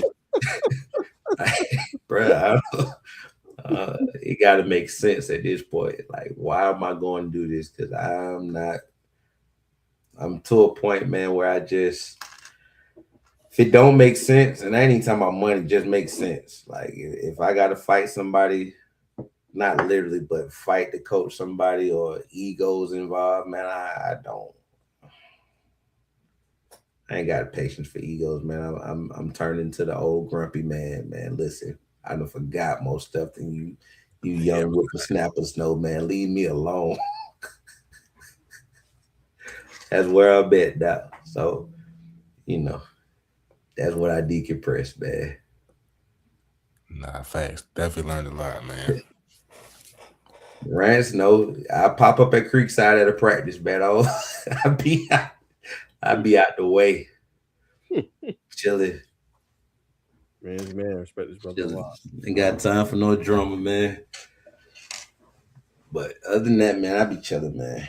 Now let me ask you this though, coach. I mean, I'm an nah, it's open book, not. man. However long y'all need me, I got you, man. Whatever y'all need, man. Are you good, coach? I ain't gonna say we ain't gonna hold you long. We know you're trying to get back. You trying to get back to your wife. You know, so you trying to go to sleep. It's getting late in the evening. It's about 10 o'clock. She watching the show, but what's up, though? Luke, you know, I mean, nah, it's not. We try to be some astute, esteemed brothers. You know, we wanna have a happy household. You know what I mean? So, what should we do? What should we be looking at for quality wife woman qualities? Excuse me, I'm gonna be walking for a second because my computer about to die. Right. I think honestly, man, I'm gonna tell you the best piece of advice I ever got, man, was from Trooper Taylor. Trooper Taylor told me way back when he was at Auburn. He told me, he said, "Don't get you a wife that understands what you do. Get you a wife that wants to be a part of what you do." And that is a really big difference. And so when people ask me, man, like, bro, how did you know? For me, it was simple. Like when I took that advice from Troop, literally what happened is, when me and my wife was kind of in the getting to know you process, I never forget. She went to school. I'm 3 years older than my wife, so her senior year of college, she went to we actually went to the same college and didn't know each other until after I graduated. But long story short, it was a weekend. She was supposed to come down. We had football practice, and I was like, "Look, I don't know how much I'm gonna be able to see you. I got practice." And that woman told me, "Oh, that's cool. I want to see what makes you happy." I was done right there. Okay, what we going through? you, my friend, are the one. I would say that, man. I would say with what y'all do, you have to get you got to find somebody that wants to be a part of what you do. Because if not, it's gonna be like a night like tonight, like you say, it's almost 10.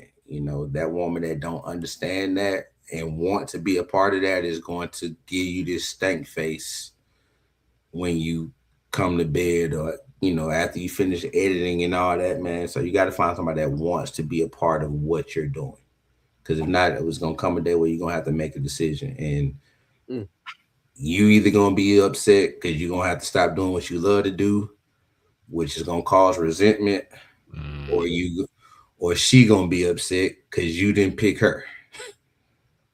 So, and then balance after that. Once you find that person, then it's balance. Like I was the guy that would bring work home. Now, I'll be honest with you, man. I throw my phone and my computer when I come home.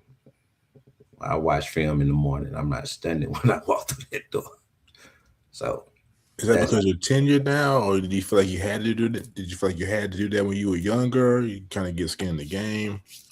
I think it's all of that, man. I think when you are a young coach, or when you just get into coaching, period, man, there's something in you that says if you're not watching film, you're being outworked.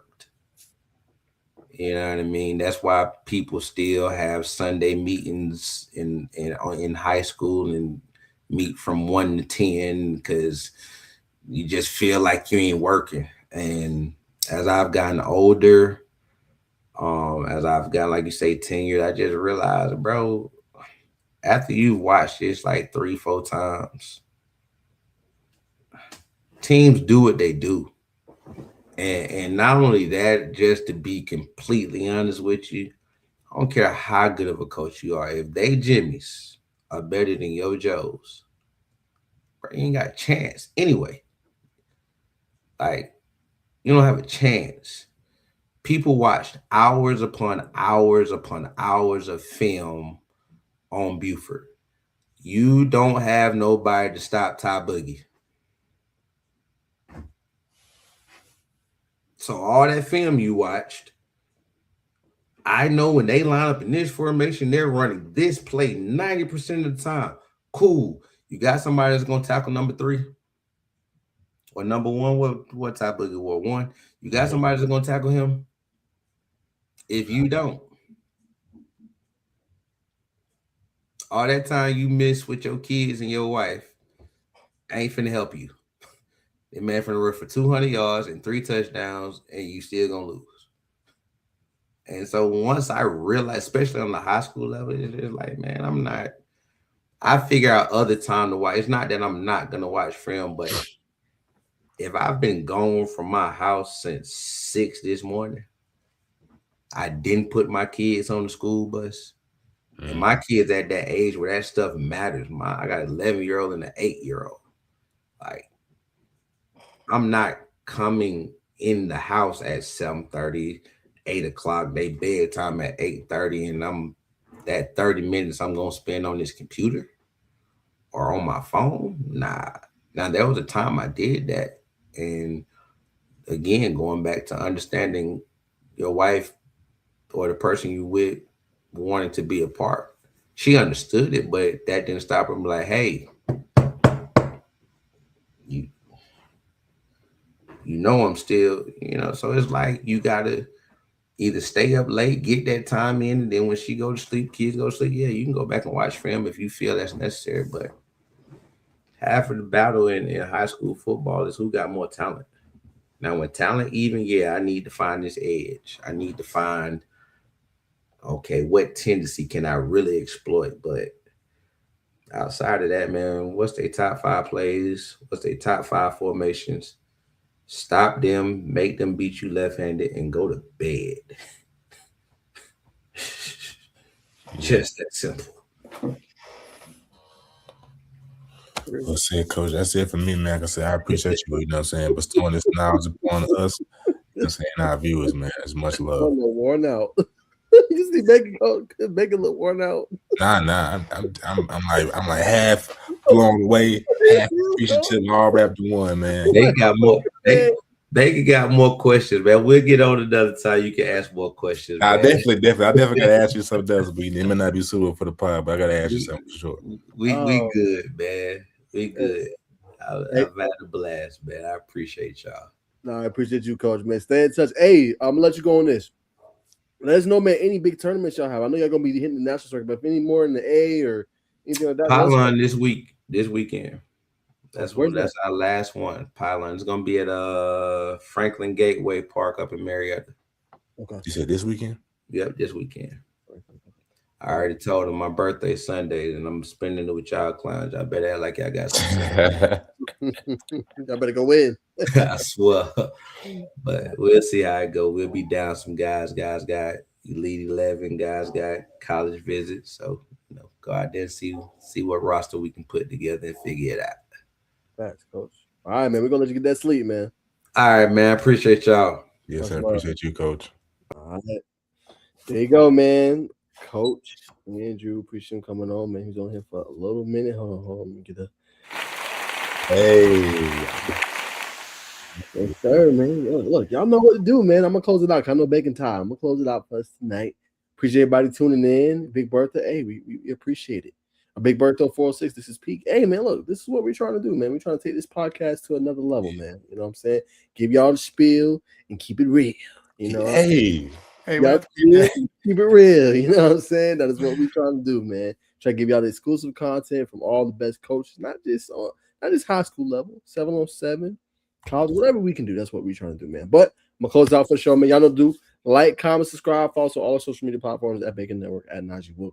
And we'll see you guys on Thursday for our hoop show. Should be a lot of fun with March Madness officially basically here. Last week of the regular season, Bacon.